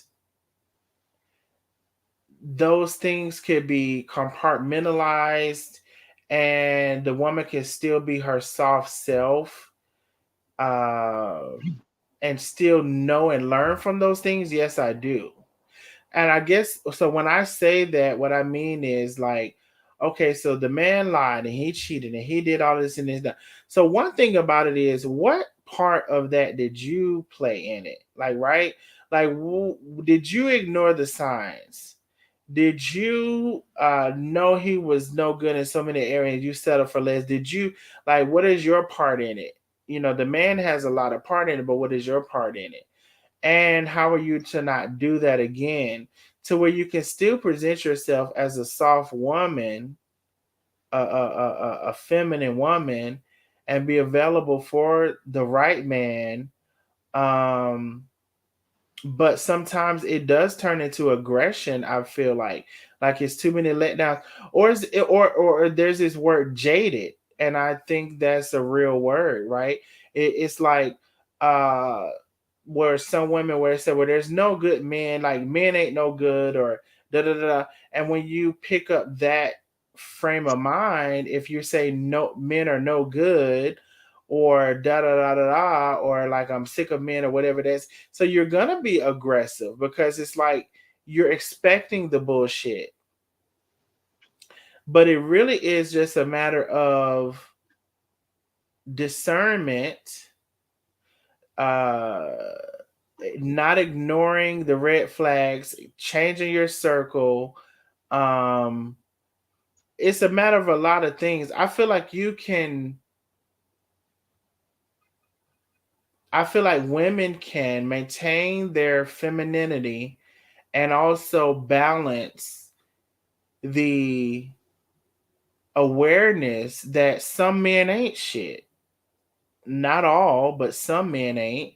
And to be aware of who's not, and those signs, and to be aware when you should entertain somebody and when you should not entertain it, and when to cut that off. And it doesn't have to necessarily be uh all men thing. It could be like, I mean, there is a large amount of men that is trash. Let's be clear.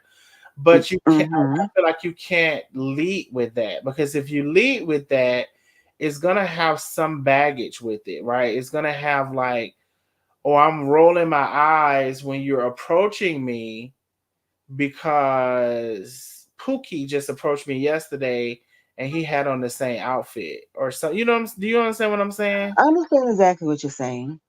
I understand exactly what you're saying. Because once you've been hurt over and over again, you're going to have your guard up until either he or she shows you something different. Mm-hmm. So there's going to going to be that, as you say, that rah rah kind of thing for some women, Mm-hmm. straight off the bat, because they've been lied to, cheated Mm-hmm. on, mistreated, and all those things. Mm-hmm. But sometimes, and we as women, we lead with our emotions a lot of times, Mm-hmm. you know, but once some women figure it out early, and then there are those that don't And figure it out. And I want to say, Nicole, it's a hard position that I feel like y'all are in, right? Because the man will lie. I mean, he will lie good. He will lie good. He will lie like, "Oh my, you're the one, and I've never met nobody like you." And he will lie until, and a man can turn cold on you quicker than damn the lights can go off in a damn heat blast. I don't know if I even said that right. The winter blast. I don't damn know. But the man's emotions, emotions and his feelings or whatever can drop so fast. And maybe Yeah, some you know people how will to say turn your this. emotions off real quick. Hmm. Men know how to turn their emotions off very quickly. Right, very very quickly, and it's all of those things. Oh, let me acknowledge the Cash App. Let me see. Wait a minute. My goodness. I don't even know what to tell y'all sometimes, but I keep telling y'all Angela does not play, and the Cash App is always pretty much astronomical. And Angela has done it yet again. Baby, I don't know where Angela came from. I don't know where some of these people come from, but I love my rich friends. Thank you, Angela. Thank you so much for the huge Cash App. I appreciate you. We're just having an open conversation, and I haven't even looked at any comments. I hope that y'all can hear what I'm saying, because even though I'm a little bit tipsy, I know what I'm saying and I know what I'm talking No, about. but you're making sense. It's not as if you Yeah, you know that you're not making yeah. any sense, though. I'm not like, if anything, I'm more open to express my thoughts that I have that I probably would not express on a normal basis, because I know that I think a certain way and I view things a certain way or whatever. So I guess I'm gonna say, women, you all have a hard time with this stuff, and that's another reason why I wouldn't want to be a woman. Because it's such a hard time you have to have with navigating between the truth and a lie. If a man is real when he's saying what he's saying, or is he just trying to get what he's trying to get, all of these things. And I can just say discernment, and I believe women have the more capability of having that than anybody, is a big thing. I have a huge amount of discernment. And I will say that for me, what that involves is, women, you can't always go off. Well, I would suggest this, right? Don't always go off on the first thing that comes up. When you are really trying to get, when you're really trying to like make a determination about a person, especially when it comes to as serious as who this person is in retrospect to your life, everything that you observe, you don't have to comment on, because guess what? You're commenting on it and you're making it a thing, and you're just alerting them to be better or to be more cautious or to be whatever. So I would say, as a person who has, I feel like I have a extremely I feel like I have a large amount of discernment. And part of that is I take mental notes. So you did this one thing, right? So just say a guy, and I probably may not can come up with it, whatever.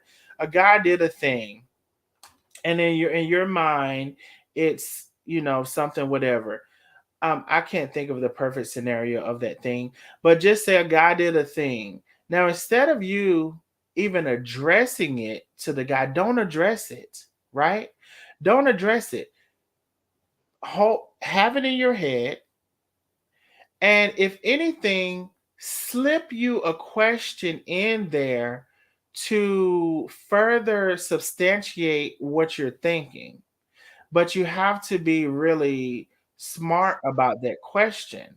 And I wish I could think of a scenario. Let's see.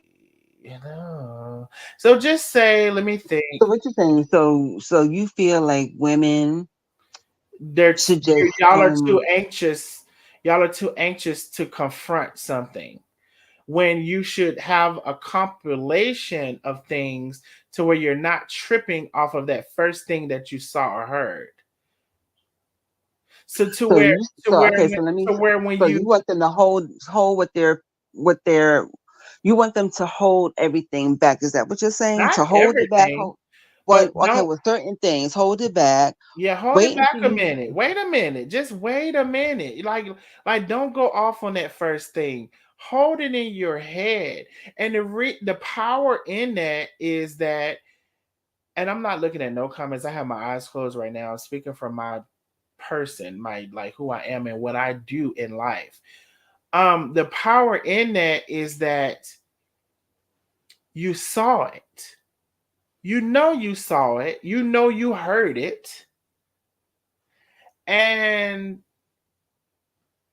don't if you don't if you're not sure, or if it's not enough to for you to make a decision on it, I would say hold back on saying it, hold back on confronting him on it, because you're only putting a person on guard.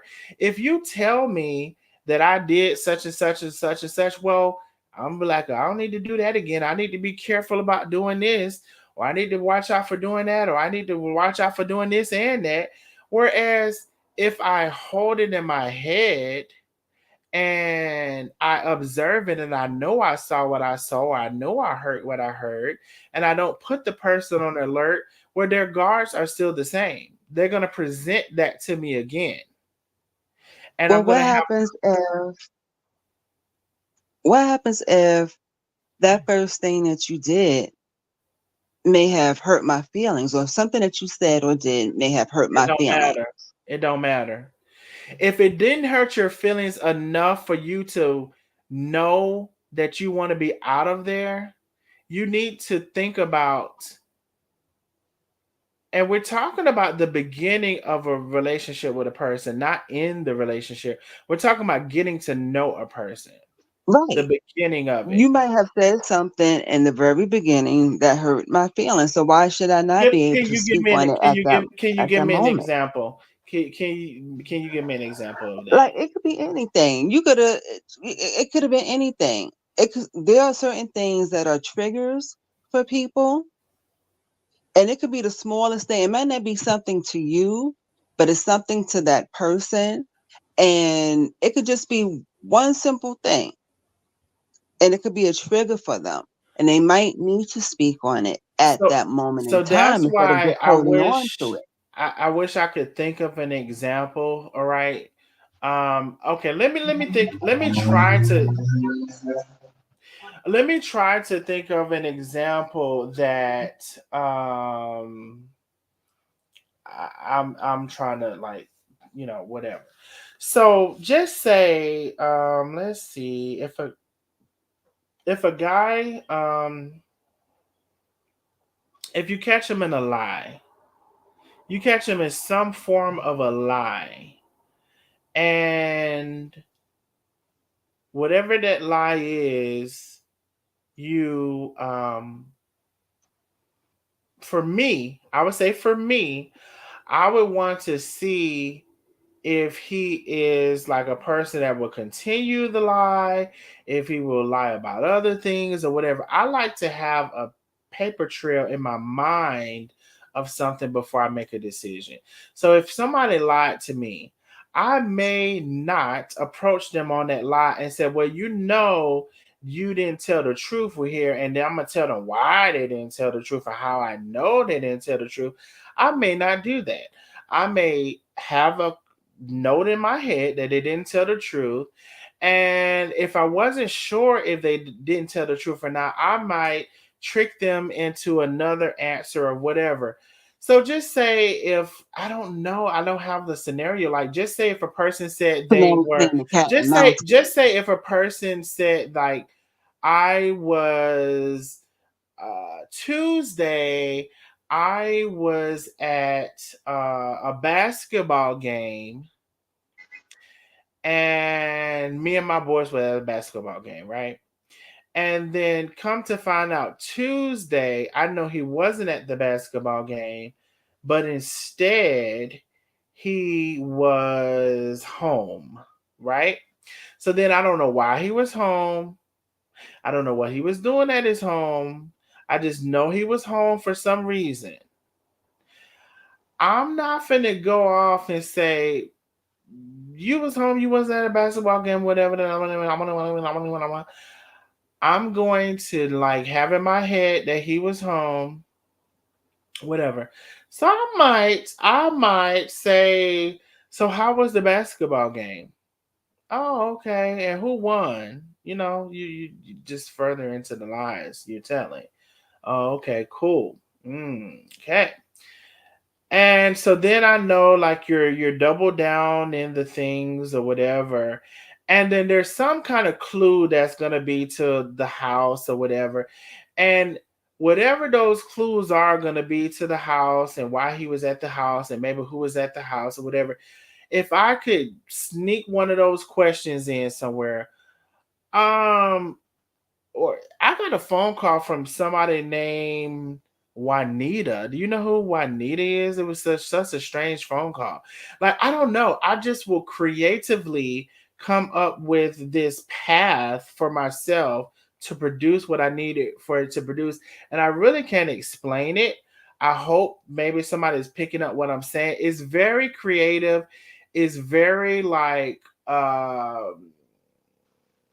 inconspicuous, is very slick, is very a lot of things, and to where the person probably may not even know why I'm asking or why I didn't even create a path for them to know where I'm coming from, how I'm gonna do it. And I guess I can't explain it because maybe it's just a gift that I have of doing it, but it's just a Well, no, way I to understand what do you're it. saying. I understand exactly what you're saying, and for me, I I function from a place of truth. I don't like liars. So Mhm. I can't, for me, I cannot sit on the fact that you lied to me, knowing that you lied to me. That'll bother me because if I'm a, I'm an honest person. If I said I'm going to do something, or you tell me that you did something, and then it comes back and I find out that you lied, I can't But deal the with you thing like is, that. Nicole, did you clear that lie out? I guess what I'm saying is, did you clear? Did you get to the lie? Because if you didn't get to the lie, which meaning like if there's some room for somebody to come and tell you, oh no, that wasn't that, that was this. And then now you're questioning yourself to say, oh well, maybe that was that. Maybe so But that's if what I I'm know that saying. you lied, if I it's a it's know it's for a a fact that difference to you lied, know that they're lying, and then not know, and then they tell you it's something else, and then you're questioning yourself because you didn't do everything that I was just talking about. You well, understand what I'm see, if I saying? know that you lied, if I know for a fact that you lied, yeah, I'm gonna say something. But if I have a doubt in my mind, then I'm gonna start collecting information. That's what I'm talking about. The doubt in your Right. mind and Right. collecting the If there's information an to ounce of where a doubt, hmm to where there's right. no way that the person can come and say, no, it was this or it was that or whatever. But also, when you know that, then what are you going to do with it, right? Like when you know that the person is lying and you do confront them on the lie, what are you going to do with what they tell you? Because it's people that will stay there and forgive or whatever they want to call it. I don't know.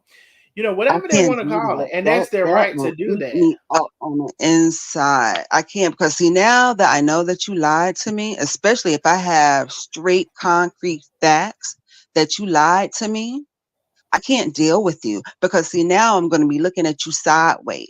Hmm. Every time that you say something to me, now I'm always going to be But that's a questioning. cycle that women sometimes will allow themselves to enter in because they know the man is a liar and they But know then I he's go both whatever. But ways. for the sake of whatever it is, for the sake of companionship, for the sake of who's gonna touch me, for the sake of whatever that is, and this is why I'm saying I'm glad I don't have that. Mhm. Um, they'll hang around. Some women will. Some women will, some men will. Some men will as well because I have a male friend that that has gone through situations of which we're speaking of, and I'm like, what are you doing? You know this chick is no good. You know she's lying. You Hmm. know she has done X, Y, and Z, and all of that stuff. What are you doing? It Where's could your self definitely be a respect? man. I just think it's more commonly women. It could be a man because, like I said, these men is not the same kind of men in 2023. So it could No, definitely be a man. right, but you are correct. A lot of women do go through that, and they will deal with it a little bit more than men. Because we want to be, not to say that men don't want to be loved, but women want that But companionship, that love, that security. y'all have a higher desire for that, We and carry the weight that's of the world. and We're that's we're, we're and that's you're probably supposed to have that. It's not that you're not supposed to have that. You're supposed to want that. You're supposed to have right. that. You're supposed to not be hard as men. You're supposed to have the emotions to a degree. I just believe in to a degree, right? Like, don't be all out there for a no good man. And it's sometimes women would do that. But Um, I think a lot of that comes from when women have low self-esteem about themselves because they feel like they can't get anybody else. No one else is gonna love them, you know. And I have female friends like that as well. I'm just not that kind of a person. I don't understand how you can sit in all of that and allow this person to mistreat you because that's not where I come from. so, We so all don't function as the we're same. talking about it, Nicole, I think what I would like to say about it is that every woman should have a breaking point. And I guess I don't even like that word because that sounds like you're about to pull your hair out. Um, I don't even necessarily like that word. Every woman should have a point where they are uncomfortable, and when you get ex- uncomfortable, or what do you want to say, extremely uncomfortable, or whatever have you, before Walk you away. get to a breaking point, I believe you should draw a line in the sand. And this, I want to explain what I'm saying. So, as I identify, women can forgive way more than men. Like, you cheated, the man cheated. Okay, you cheated once. Okay, you cheated twice. Okay, whatever that is, right? Um, whatever that is, I'm just saying. Just let's go down a path. You cheated once. You cheated twice, right? Whatever. I think that every woman has a right to their own discretion Hmm. to know how close the man is to the other side of that. If that makes sense, if you're following me, is he close to the other side of that? You you have to have the discernment. Now, if you don't have the discernment and the man cheated twice and you don't have the discernment as a woman to say he's almost on the other side of it, and you're just willy-nilly in a hope. We sometimes in religion we talk about hope. Oh, God is gonna hope God to, we are to put real principles and thoughts into things. And Mhm. so what I'm saying is I identify that me as a man will let stuff go a long time before a woman. I also identify as women, you all um, are some of you are born and equipped, and you have this all this forgiveness and this mercy and grace that people are supposed to have, that we're all supposed to have. You have all of these things, but what I'm saying is there's always discernment that's to be involved in everything. And what I mean by that is that there are women who will forgive or tolerate or whatever you want to say a man, and that man Mhm.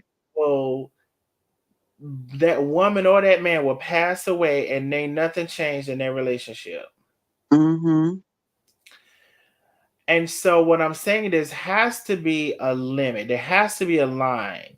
There has to be something in everybody that is to tell them when enough is enough, but when they want more and when they want to be better and when they know they deserve better and all of those things. And it's everybody has to find it within themselves. And if it's a person who is just wanted to accept, it's women that could be in an abusive relationship, it's women that could whatever, and some people will wake up out of that, some people will never, some people will whatever. Everybody has to have their line, I guess. So what I'm saying is that first of all, we all have to love ourselves enough to know that we deserve better. That's I guess, Mhm. that's I guess where it starts. To love yourself enough to know that you deserve better. Now, that can look a lot of different ways. But Um, that's me, taught me, from your child. If it's not taught to you from when you're child, when when we're growing up, our mother and our father, they are excuse me, they are our blueprint mm-hmm, in how we should hope to be able to live our lives. Like the man, your father is for a female, that's the first man that you will ever love in your life, you know. And if he's a good man, and he has taken care of you and his family correctly, a woman will not deviate. Some women, not all, will not deviate from how their father was in their life. Because I know for me, my father was there. So for me, I can't tolerate no man not taking care of his children or being disrespectful to me because I know my self worth. That was taught to me from childhood. mm-hmm, And sometimes women, and even some men, they can sometimes, even though those things are taught to you from growing up, it's supposed to be instilled in you. Sometimes, we all tend to move away from that path as we get older of what is taught to us. And then when you get out there mm-hmm. in the world, you start making, your own decisions and things of that nature. And then here comes this man that you feel that is loving you the way maybe your father loved you, in a different light because you feel like, okay, well, this is my protector, this is my lover, da da da, whatever, But once he starts So abusing you, so I'll say to that, Nicole, Yes, that's true, right? But one thing it is that you can learn different ways in life, right? Some people learn by seeing others and their mistakes and failures, and they don't have to go through it themselves. I feel like Because that's it's one of not that's going to one be of me. that's one of the best ways to learn, right? Because you see that path, you see that whole thing playing out in somebody else, and you don't want that for yourself, and you're able to identify it or whatever. You're able to avoid that, and then Some there are people. people who have to live through that for one reason or another. So I'm aware of that, and I understand that, and I But acknowledge even that. though that you see all of those things going on, there's always that one person, or there's always those people that are going to say, well, that's not going to be me. Just because she dealt with that, I'm not going to deal with that, but wind up dealing with it. So yeah, so I'm saying that I acknowledge that, I understand that, I've seen it, and whatever. So what I'm saying in all of that is, and I come back to the discernment. Everybody Mm-hmm. has, you have to grow that, right? You have to grow the ability to first, you have to grow the ability to say what you mean and mean what you say. You have to grow the ability to not go back on your first mind. You have to grow the ability. It's like a seed in the ground.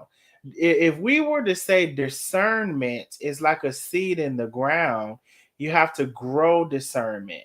Like some people may have been given some people's discernment may have had a big bloom in the very beginning. Some people's discernment had a little bloom. Some people's discernment ain't peaked up out the ground. It's still down in the ground. Mm-hmm. Some of the discernment.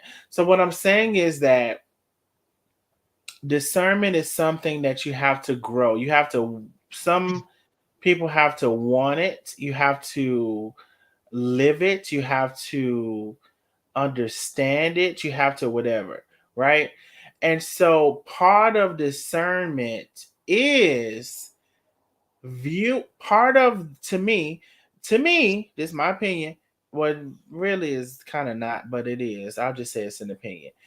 Part of discernment is to see how stuff plays out in life. There's certain uh trails of life that is wrong. I'll give an example. If I was to say right now, I don't have a job and I need to make money.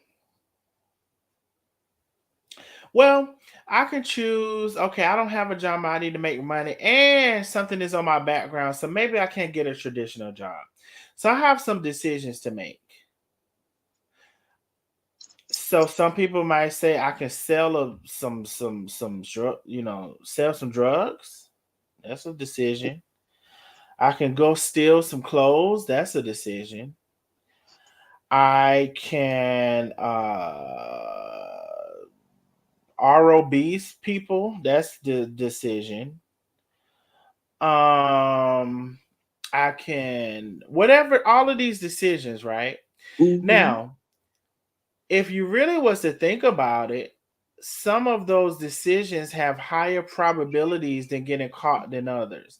Not only do they have higher probabilities than getting caught, they have higher consequences than getting Right. caught. So you could sit and say, well, this consequence is too high for me if I were to do that. That consequence is too high for me if I were to do that. It's all of these things that everyone has the potential of doing, but no one kind of takes the time to think about this in all of this detail that would be beneficial to them. Now, none of these things are right. But I'm saying like you're at this point where you feel like you have to do something and you're going, matter of fact, you're going to do something. So there's one person who said, I'm not gonna do any of this. I'm just gonna be broke and I'm not gonna have any money. And I don't care if it takes me 6 months to not have any money and be broke. I'm gonna not do any of these things. Well, there's another people segment of people that say I got to do something within this 6 months, and that's not an unreasonable thought. But if you're saying you got to do something within that 6 months, you're weighing out all of these options. If I sell drugs, if I get caught, what are the consequences of that? If I steal, what's the consequences of that? Not only that, where is where can I steal from that I might can get away with it more than others? What item could I take that could be easier to grab and more valuable than and less risky? All of these thoughts, right? So what I'm saying is that we all have all of these decisions from one second to another to make. And discernment is a big part of that. And to grow it, and it's even in your wrong decisions. Your wrong decisions can even be uh you can make the best wrong decision you can ever make, if that makes sense. You know, see what I'm saying? Like, if you decide in that scenario that I just gave, if you're not gonna ROB somebody or ROB people, but instead you're going to uh go dig up expensive plants, like maybe somebody have expensive plants planted throughout your area, right? I don't know, just as an example, right? Just Mhm. say these plants people have are like worth $30 a plant. I don't damn know, just thinking of something. And you go at midnight and dig up a plant and it's worth $30, and you do that twice a day, that's $60. And you do that to where you can have enough money to move into this next transition or whatever. Well, that path that you just created is less uh whatever, it's less everything, right? It's less your consequences are less, your probably ability to get caught is less if you just, I don't know, I guess you're digging the plants up at 2 o'clock in the morning or whatever. I don't know. I'm just giving an example. Hopefully people are following me and not just thinking I'm just rambling out. I'm really giving like something that's coming to my head, right?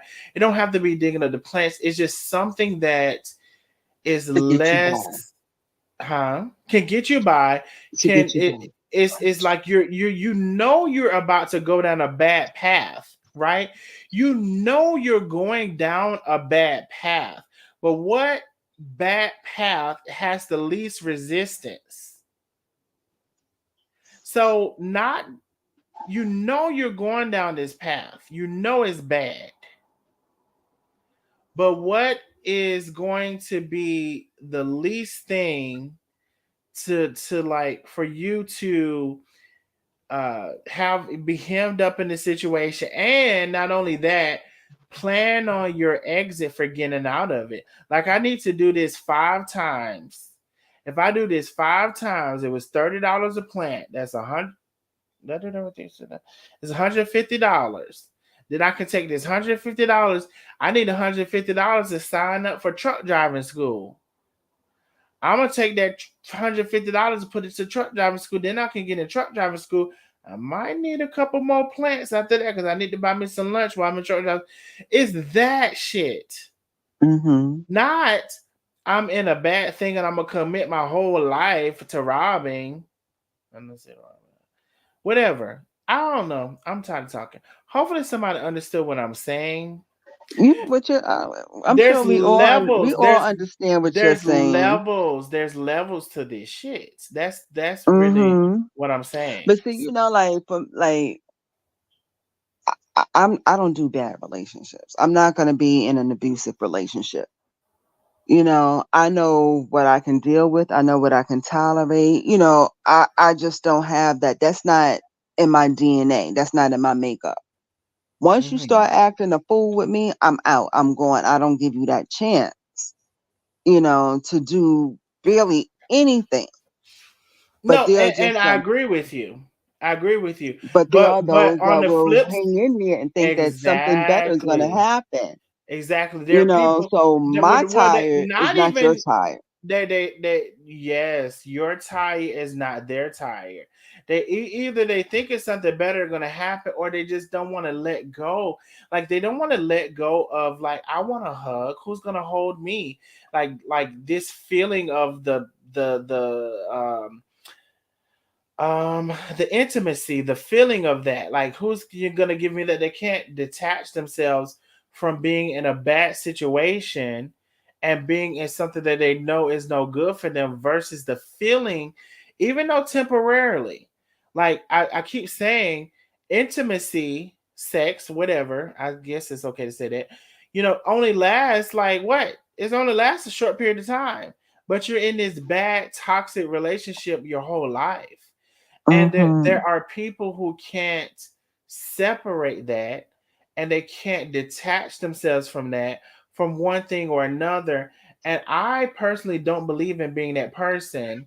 And I also believe that those people are attached to those temporary feelings, like, even though they're temporary, even though they're short-lived, even though they are whatever. So if the sex is 10 minutes or 20 minutes out of a day and you do it twice a week, for whatever reason, that feeling and that attachment holds more value with them than it does the toxic relationship that's all around that the rest of the time in the week.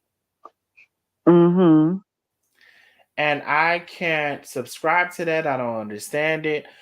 For me personally, well, I guess I do understand it. I think some women feel like, well, it's better than nothing. No, I don't But you believe already that. have nothing. Some women think that. No, Yes. no, they do think that. I don't. That's crazy to me. I will subscribe to. I would rather do bad by myself. I would rather subscribe to that. I'll sign up to that anytime. I will do bad by myself, be by myself, every day, all day. Yeah, I would I'm not rather. putting up with all of that. But there are some women that feel like, well, if I don't, it's better than nothing. It's better than me being by myself. Who wants to be by themselves?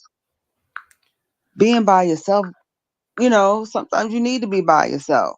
Yeah, When you're sometimes by you do. yourself, you learn exactly who you are and what you will be able to deal with. But some women and men feel like, well, as long as I'm here with them, they'll, they will see that I'm standing here with them. I'm going to be here with them. I love them. But And like guess I said, what? love is not supposed to hurt. And guess what? That person knows that you're not going nowhere. They Right. they know that you're a doormat. They know that they can go out there and do Right. And do whatever they everything they want to want to do do, and that you're still going to be there. So you've given them the license to abuse to you. abuse you. You've My given them the grandmother used to license to tell do us a that. man knows when he has a lemon because he will squeeze and squeeze and squeeze until he can't get anything else from you. Don't be that lemon. Hmm. She used to tell us that all the time. Don't be that lemon that he can squeeze every ounce of juice out of you and toss you to the side. When a Hmm. man tells you he doesn't want you, don't let him tell you that more than one time. That one time should be enough. That one hit should be enough. And Melody Mitchell Moran, I acknowledge that there are men and women with low self-esteem, but I'm gonna say this, and everybody is different, right? So I do acknowledge that even at the worst of myself, right, I have still like things, right, like respect and dignity and all of these things, right? So I do acknowledge that low self esteem is a part of the conversation, right? And I don't have a fix for that other than saying I'll be damned for me if because I'm not happy with myself or um because I'm not where I want to be or I acknowledge that this, that, or the third, that I'm gonna see to me that's doubling down. Like so you already that's one thing that you need to get together already. But in addition to that, I'm not also going to invite this other thing into my life that's going to uh, further perpetuate those feelings. That's all you're going to do with that. So, what I'm saying, what I would have to say to that, Melody, is that whoever we need to work on those things, low self esteem and whatever, but if you invite somebody who is of this character that we're talking about, they're only going to worsen those feelings that you already have. So I would say to that, if you know you're dealing with that, you need to fix that before you even entertain somebody. Because if you don't entertain the right person, which probably 9 times out of 10 you won't, you're only going to invite somebody who is going to show you the worst sides of yourself. They're gonna say, "Oh, look at you, you da da da da da da da da da, you da da da da." So, But you know, there are men that prey on women like that. oh yeah, but that's why I'm saying what I'm saying. If you know that, and if you acknowledge that, then you, I would say, and I would encourage anybody who felt like that and acknowledge that and knows that, you would need to stay away from a relationship because it's highly probable somebody's going to pick up on it and they're going to put it in your face either subtly or abruptly, either subtly or egregiously. They're going to put it in your face 9 times out of 10. So I would say to that person, you need to fix that before you even get into a relationship because Right. that's Get that's only going to therapy. make it worse. It's only going to make it worse 9 times out of 10. Oh, I have lost Nicole. Let me put the invite back. Dang on it. Invite copy. Um, Nicole, there is the invite link. Love, if you're back. I mean, if you're here, that was not me. Um, can y'all tell me? There's 150 people here. Um, can y'all tell me if y'all have followed this conversation to where it's been like understanding or beneficial in some way or another? And be honest, if it has, can you put a number 77 in the chat? Because um I feel like I'm really letting y'all into my like private thoughts, and I don't feel like I have a lot of times. And I know that it may be kind of like rambling, but like these are the things that I really feel. So anyway, what I'm asking is if you have understood the conversation and or got something out of the conversation, just put a number 77 in the chat because I do feel like I've been rambling, um, as I don't always feel like sometimes people can necessarily understand what I'm saying. Like maybe you do, maybe you don't.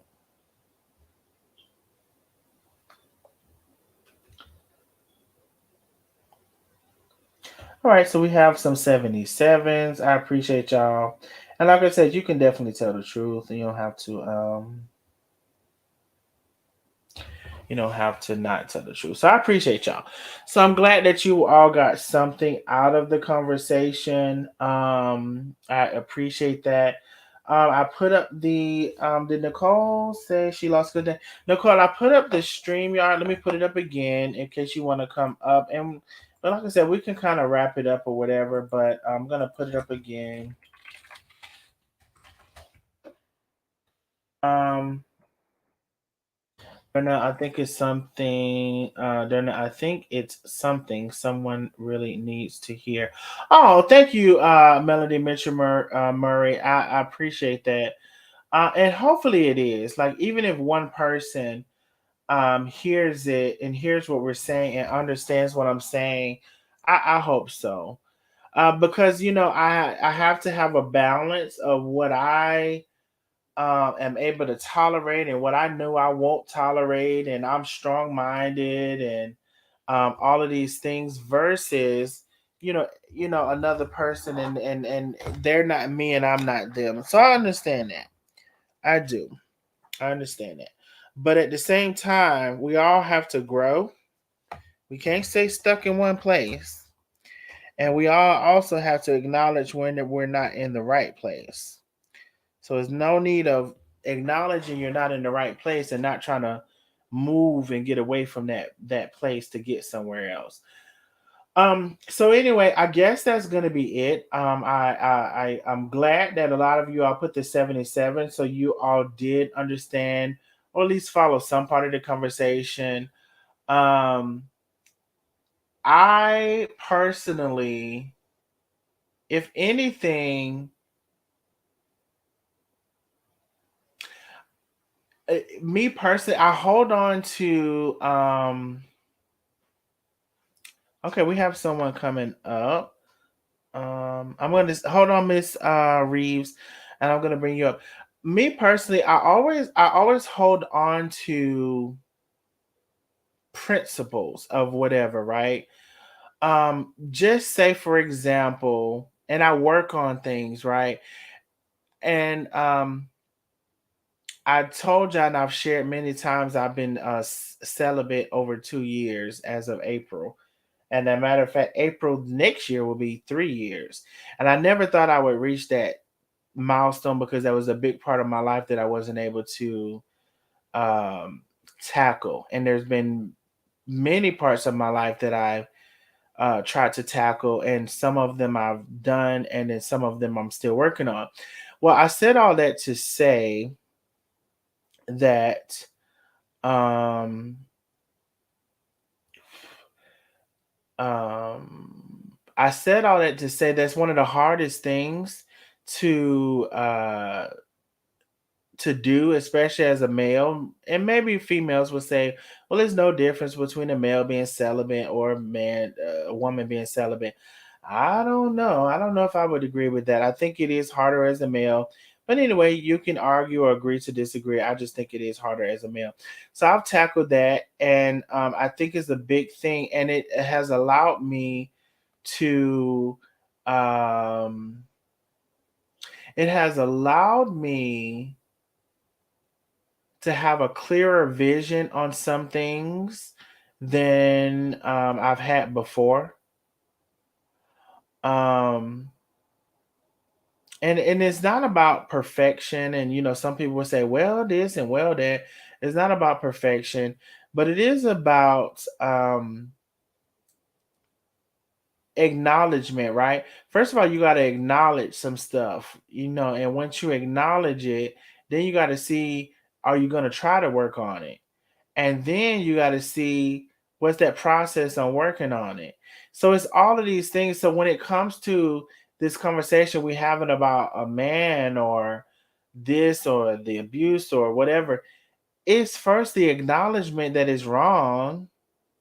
It's second the steps you can try to start making to make it right or get out of it or whatever. It may be for people, anything that you have a problem with, some people quit cold turkey. And on the opposite spectrum of that, it could take another person 2 years. It could take another person 3 years. So, what I'm saying is that first you have to acknowledge that it's a problem. If you don't acknowledge it's a problem, then you're not going to do nothing to work on it or do nothing about it. Once you acknowledge that you have a problem with anything, then you can go forth with trying to rectify it. And again, some people can quit cold turkey. Some people may take 2 years. Some people may take 3 years. It may take somebody 2 months, 5 months, 6 months. It just depends. It depends on how hard you're going to try to work on it. It depends on how hard the stronghold is in your life. It depends on all of those things. But my process of this has been, if it was a testimony to anybody, started out, maybe I went some days, maybe I went, a week, maybe I went 2 weeks, maybe I went a month.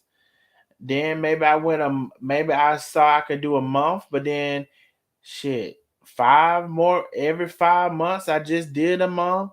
Then I did 2 months, and every 2 months I did another 6 months worth of that. So that means every 2 months I did it again for 6 more months. Then maybe I did 3 months.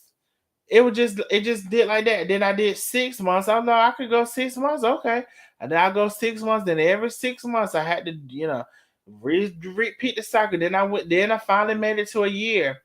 And then until I kind of went through that path, me myself personally, I never got to think that I would be here at 2 years, and it'll be 3 years in April. So first is acknowledging that you have a problem or that something needs to be changed. And second is working on it uh, relentlessly, no matter how many times it requires you to stop it and start it again. Stop it and start it again. Some people trying to lose weight and they stopping and then starting again and then stopping and then starting again. Well, guess what? One of those times when you start it, you can mean it that time. You can mean it that time. It's totally in there. As you stop and start this stuff and you try to fix this thing that you want to fix so bad, that you know is wrong, that you know you shouldn't be doing, or that you know you need to correct, as you keep stopping and starting and stopping and starting, well, maybe a spark will happen within one of those times, and you might get on the track where you fix it and you don't get off of it.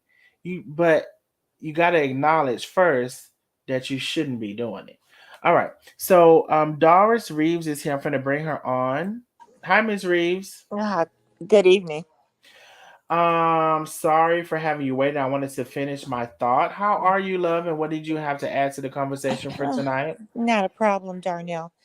Um, I missed, I guess, some of what you were saying. I had a small problem trying to figure out how to get on the StreamYard, but I don't know. I just felt that I wanted to say that a relationship with two people, it definitely is about love and respect. Each person has their own strengths and weaknesses. Mm-hmm. I had a marriage for 47 years. My husband has passed. I'm He was sorry an to hear that. no, but he lived a good life. He was an automobile mechanic, and we kind of responsibilities in terms of what each of one of us is responsible for. I think he was old school, but Mm-hmm. he was he could fix anything around. So his responsibilities including taking care of the house, our property, anything that was broke, he could fix it. Oscar could not really cook. So I was the one that could cook the best, and so I did that.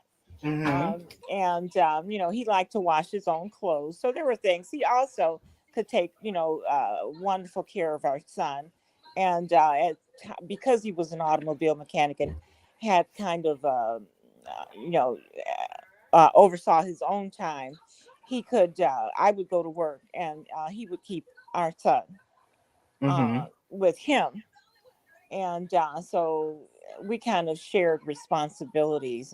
I took care of mostly everything that had to do with the house, and he took care of everything else.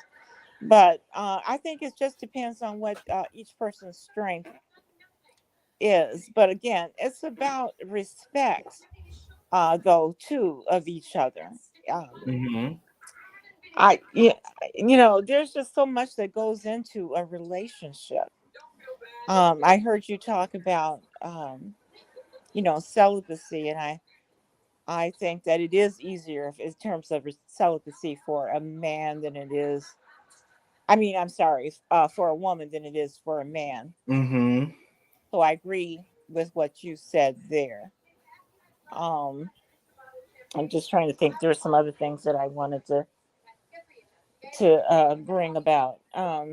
Also, too, when someone shows you, if you're dating someone, if someone shows you who they are, you need to believe them and The not think first that time. you can't change a person. Mm. I You mean, know, what he shows you is who he is. I mean that's I mean that's I mean that's just it period and point blank. I But also, I was trying to like leave room for people to you know they like we were saying like some people Miss Reeves they will go a lifetime worth of dealing with that whatever that is from that guy or their mate. And I guess I just wanted to go into some of that, but you're right. When they show you who they are the first time, you better believe them. You're and right. I'm telling you, it's all about self-respect too, Darnell. The one thing that can turn me off is being disrespected Mm-hmm. in a Yeah. relationship. Mm-hmm. I've got a lot of self-respect, and if you're doing something that is showing that is making me feel like you're disrespecting me, that's the end of the relationship. Mm-hmm.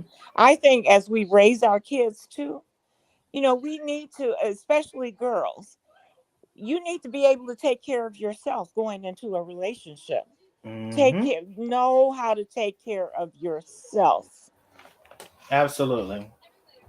And then, it's what each of you can bring to the table. And that way, it is not contingent upon your well-being, That's right? right. It's not contingent upon you taking care of yourself or your needs being met. Exactly. Your needs are met, and we talked about independent. Well, we didn't quite get into that. Actually, we were leading up. Actually, y'all, the trajectory is that we were leading up into the independent woman, and we didn't get there. I had the rest of the playlist for the Hmm. independent woman. I'm just Hmm. thinking about how this all came about, and we stopped upon the woman that it's that song where that lady is like, "Hey, Barbara, this is Shirley, and I wash his clothes, and I cook his Hmm. meals, and I do Hmm. this." And Hmm. Yep. if you really look at the music playlist, it's really amazing how we got into this conversation. Right. But we were going to lead into the independent woman, but we didn't get there. I had that as part of the plan for the playlist, but I did want to bring upon the spectrum of that's kind of like old school versus new school as well. Now it sounds like Miss Reeves, even if she is part of the old school, she wouldn't have been dealing with that. But I think that back then there was a lot of women who dealt with more stuff than women would deal with now. Well, I think maybe that's true. I think that, as far as I'm concerned, my husband and I both were kind of raised similarly. So our values were very similar. My husband was just faithful to me forever, and vice versa. Mm-hmm. Um, we just I don't we kind of had the same values. I don't know how else to explain that. He took care of home, Mm-hmm. and I um I respected him so much, and I think the same. And the two of us, like Oscar, there's just so many things I don't even know where to Well, start.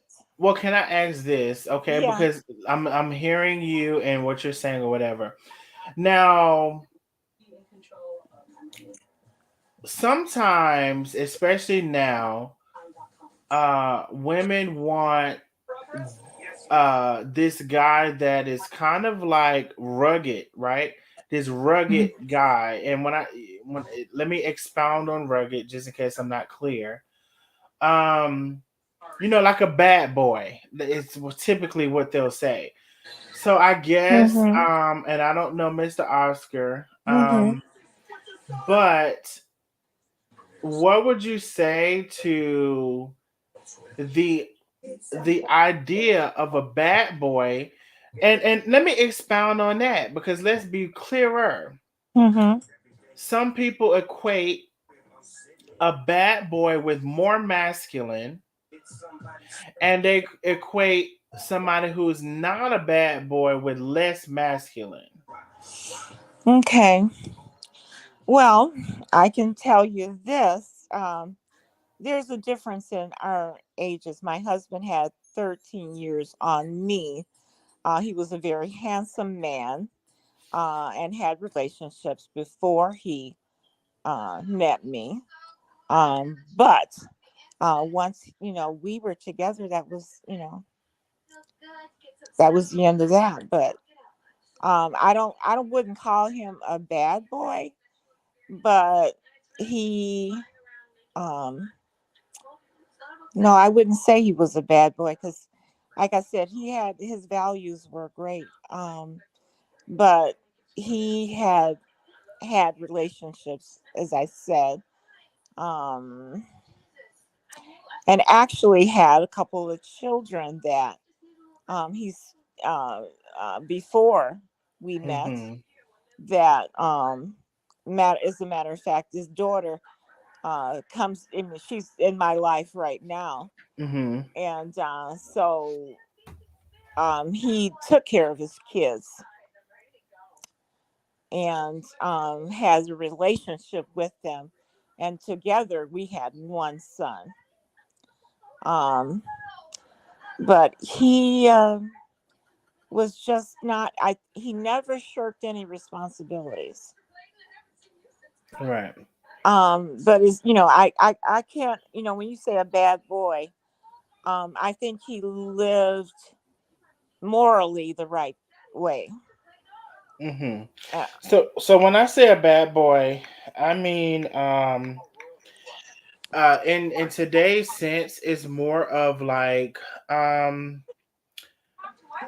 let's see, not necessarily a troublemaker but slightly like somebody yeah. um who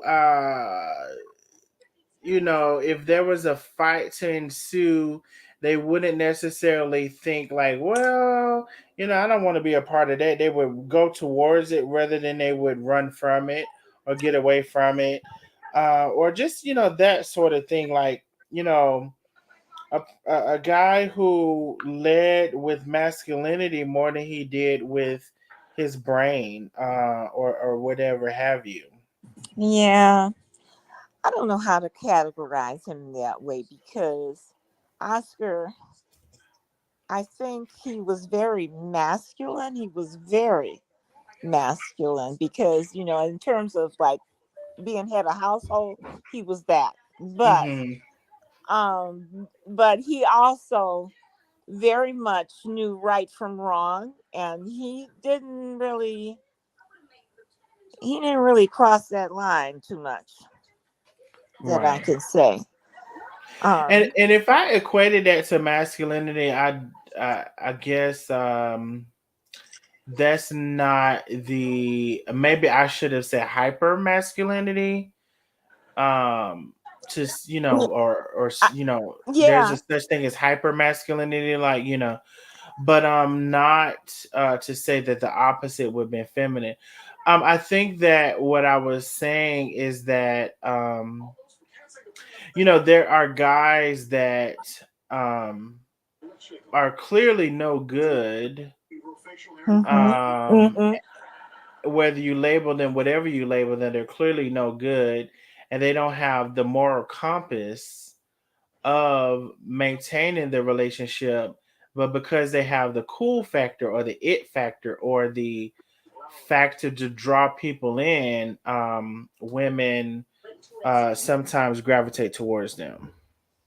Yeah, yeah. I follow what you're saying, and I don't know. I would have to say, I guess, I think he must have, I don't know, maybe he rode that line. I don't know. Okay, well, that's fair to ride the line. I mean, that's very fair. But obviously, he whatever he did, he must have done it well. You seem He to did. have been satisfied with him throughout your marriage. Yes, sir. So whatever he did, he seemed to have done it well, and it's very clear that for me, what I'm talking about is men who do not do it well. They ain't doing Right. nothing No, and hardly I hardly right follow. at Yep, I all. follow you. Yep, and I've seen them. I've seen them. So I know exactly what you're talking about. I just was lucky enough that I just found a gem. Yeah. And sometimes that those men are far and few in between. And like Hmm. I said, it doesn't necessarily mean that there's no transgressions or there's nothing that never happens. You're right. It's just a matter of what is your line. Like it's okay to forgive, like, oh, you did Hmm. this and you forgive or whatever. But Hmm. if the guy is gonna keep on, you know, at it and he's not even, you know what I'm saying, like it's it has to be a line somewhere.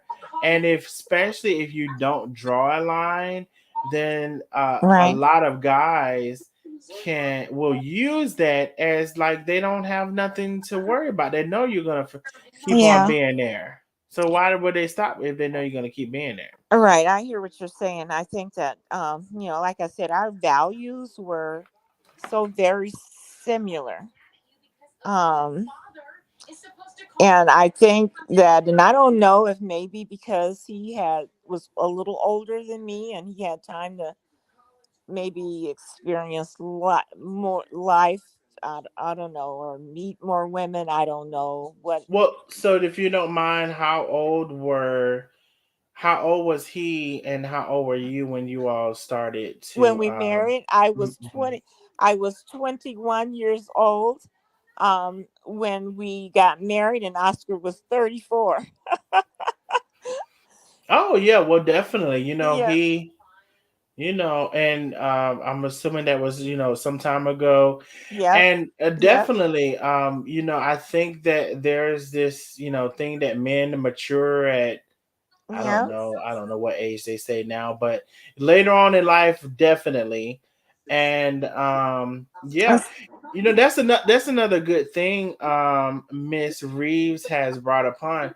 You know, men do mature later, and it's not to say that they're because they are an age that they have matured, Right. but it is a thing that men mature later.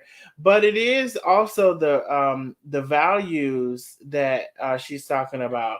I find it, if you are really thinking about uh a guy and all of these things or whatever. And it's not foolproof, but I'm just saying, as part of the discernment and as part of studying people and studying the world and studying all of these things, sometimes to me, someone who is from like a rural area, Right.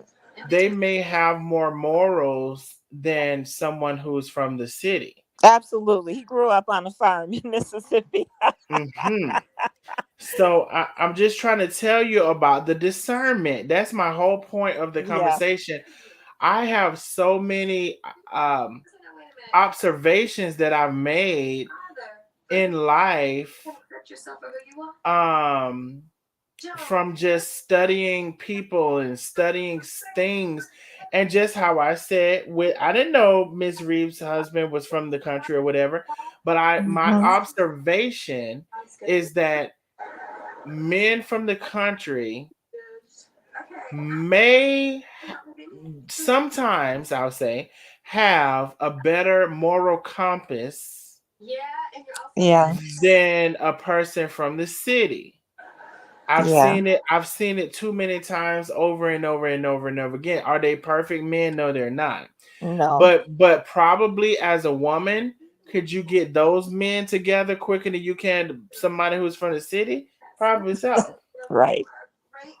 Cause you still gonna have might do a little work. Cause a man is a man. I ain't saying you ain't got to do no work, but can you have less work to do with them men than you have with the other ones? Yeah. And these are all of the things when it comes to discernment and the ability that women have. And I'm just trying to open up that conversation. I'm not a woman, but what I'm saying, I'm a smart ass person, and I'm smart in terms of so many ways. And I have, like I was saying before, I have feminine energy and masculine energy as everyone has, but Okay. I have a good balance of both. Right. I have a very good balance of both. So that's all that I'm saying. Darnell, it's really been a pleasure listening and talking to you and hearing your perspective uh, on it. But like I said, a relationship between two people, people are want to. I mean, that's the nature. You want to be with someone, a companion in your Hmm. life, and so. Um, but if you've got respect for one another and you have some of the same values, um, and the way you look at life, really the same values of what's right and what's wrong and how to treat someone. My mother taught me how to treat somebody. She says, you treat people the way you want to be treated. And Hmm. there's just all of this stuff is so simple to me. Yeah.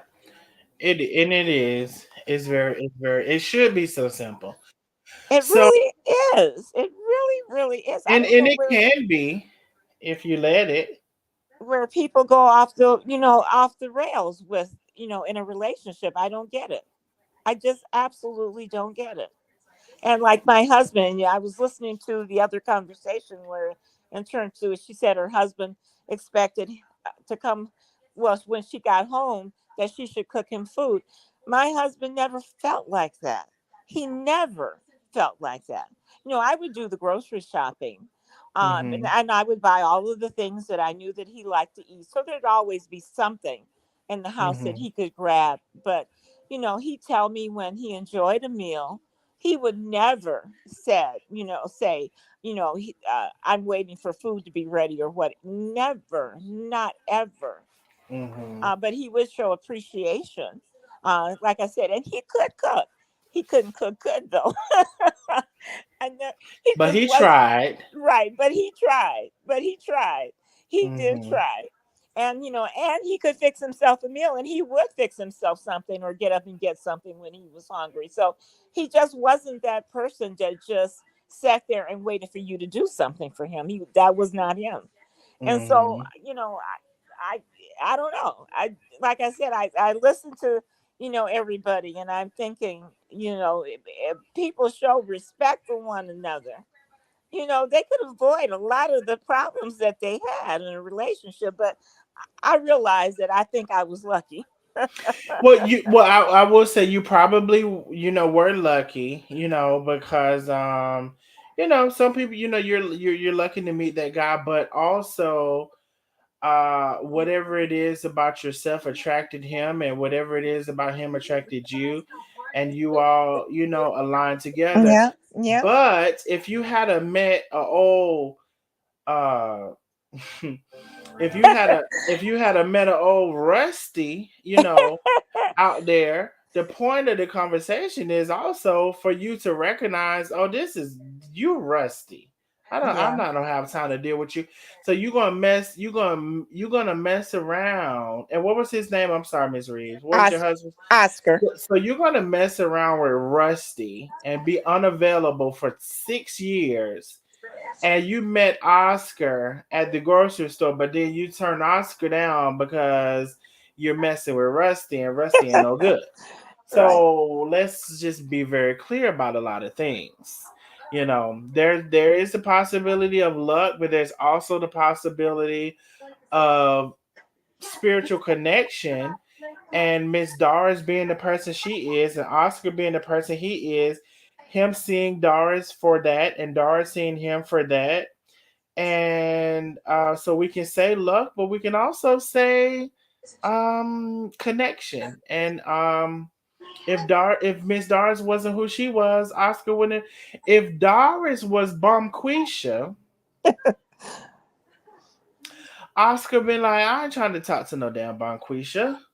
You know, Mm-hmm. all of Mm-hmm. the things. So it's all of the things, and getting ourselves together to where when you are in front of the person, they can see you and see that, and you can see that in them and see that, and y'all are aligned together, as opposed to Bomquisha and also Otis meeting together, and ain't none of them about nothing. Now, Right. I'm about to get off of here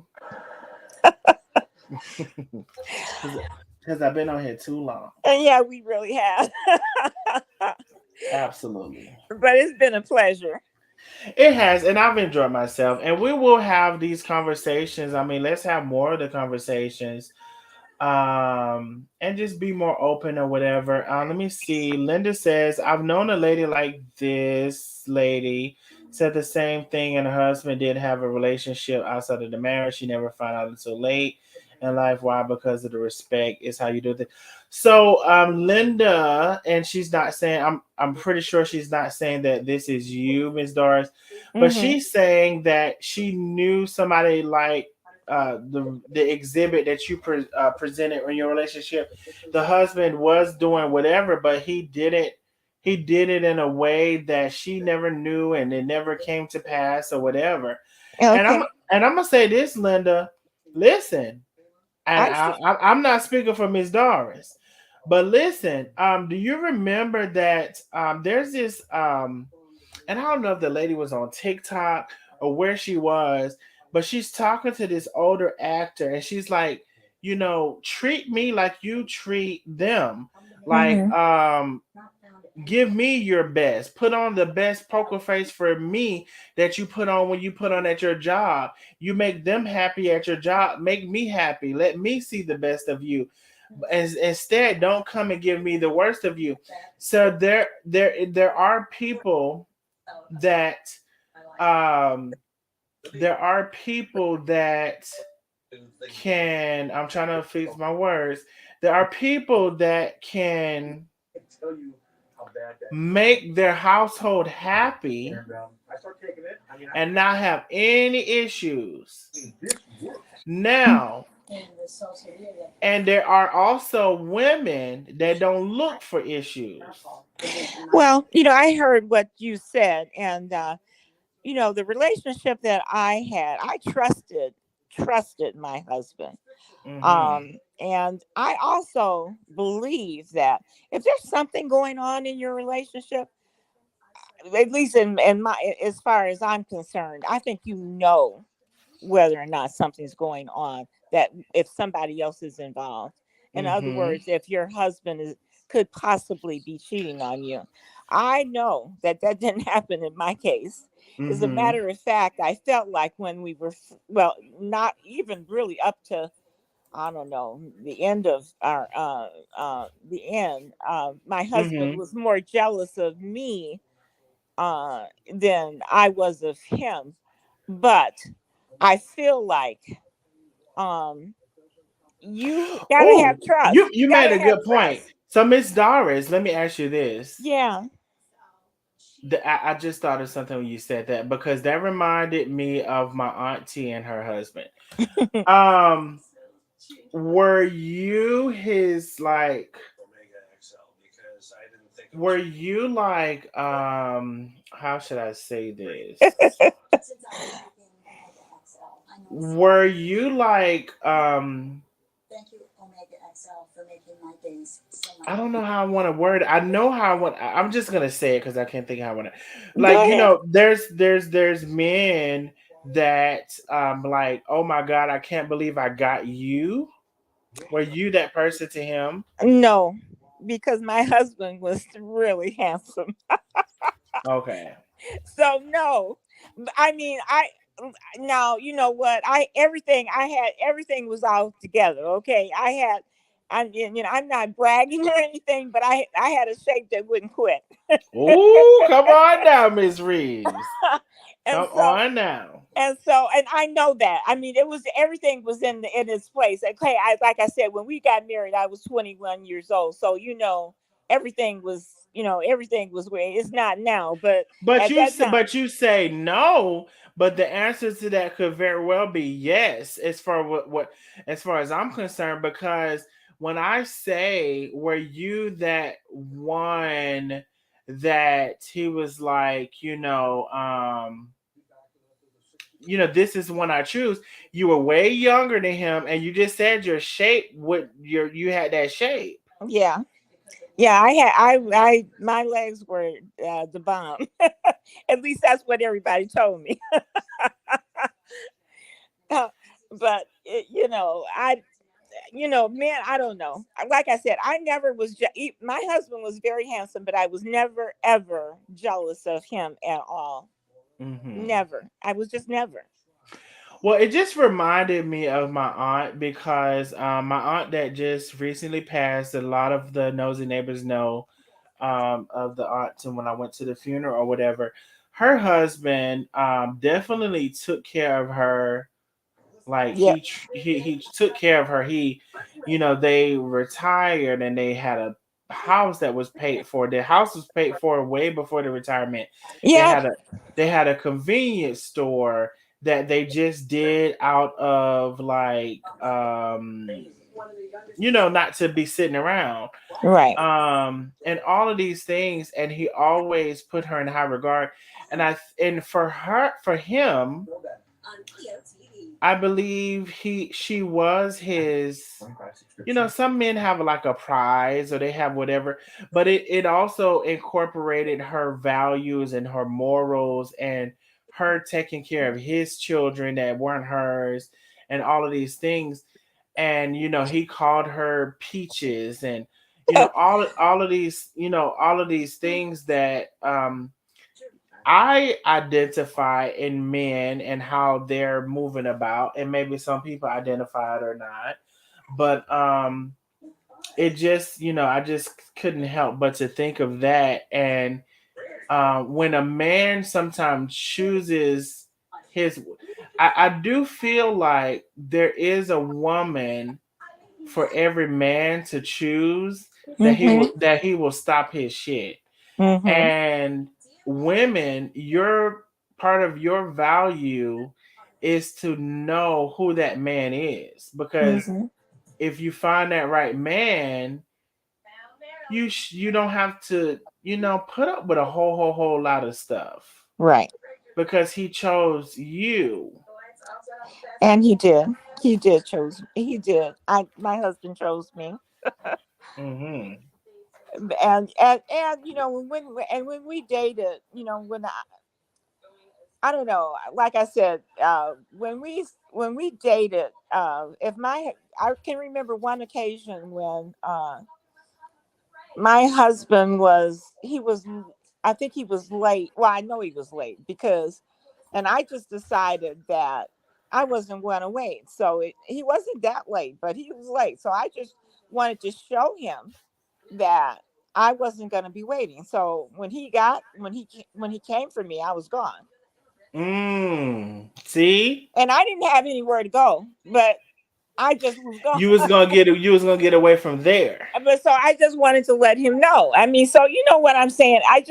They're just you have to show somebody how you want to be treated. And I call that, Miss Doris, the what I was calling discernment Hmm. earlier, and knowing what to do and when to do it and how to do it. That was a Right. brilliant move. Right. Brilliant move. You've got to know your self-worth, and you've got to have self-respect. It's all about respect. And when you left his behind, he didn't know what to do, and he was gonna be like, where how do I go? Where do I go? Yeah, I What didn't do have I do? and I didn't have anywhere to go and nothing to do, but I just decided that I wasn't going to be there because he was late.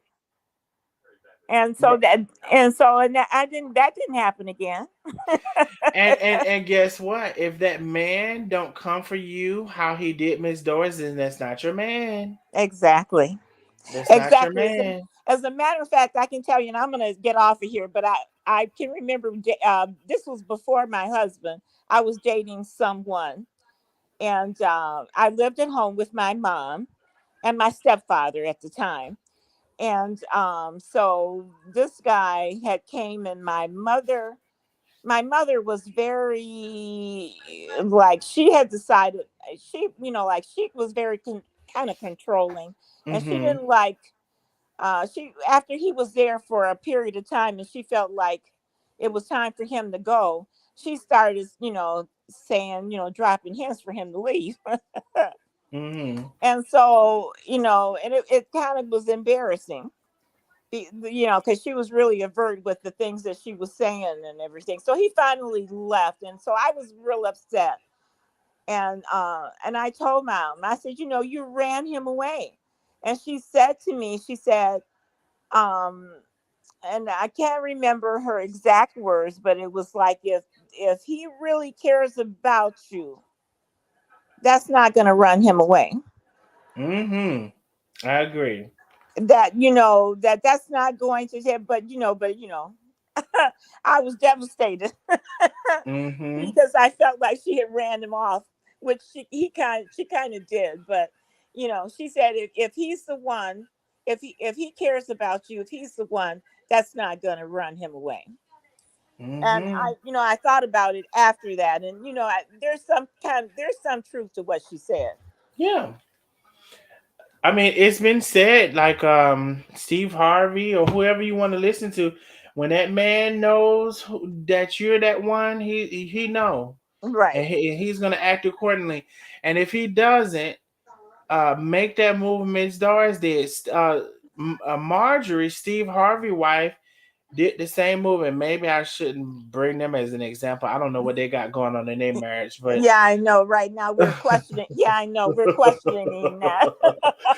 listen, I don't know. We're just gonna. I don't know what's the truth and what's the lie, but they're still together as of right now. Right. But what I Exactly. do know is that she made a move similar to what Miss Doris was talking about, and that Steve Harvey acted upon that move. Now, don't y'all bring in the fact that what they got going on.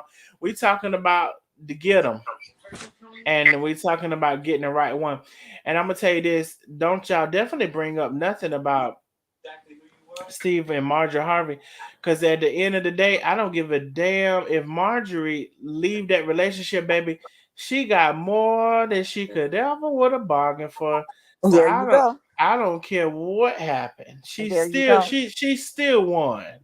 The Yep. hell. Yep. Exactly. All right.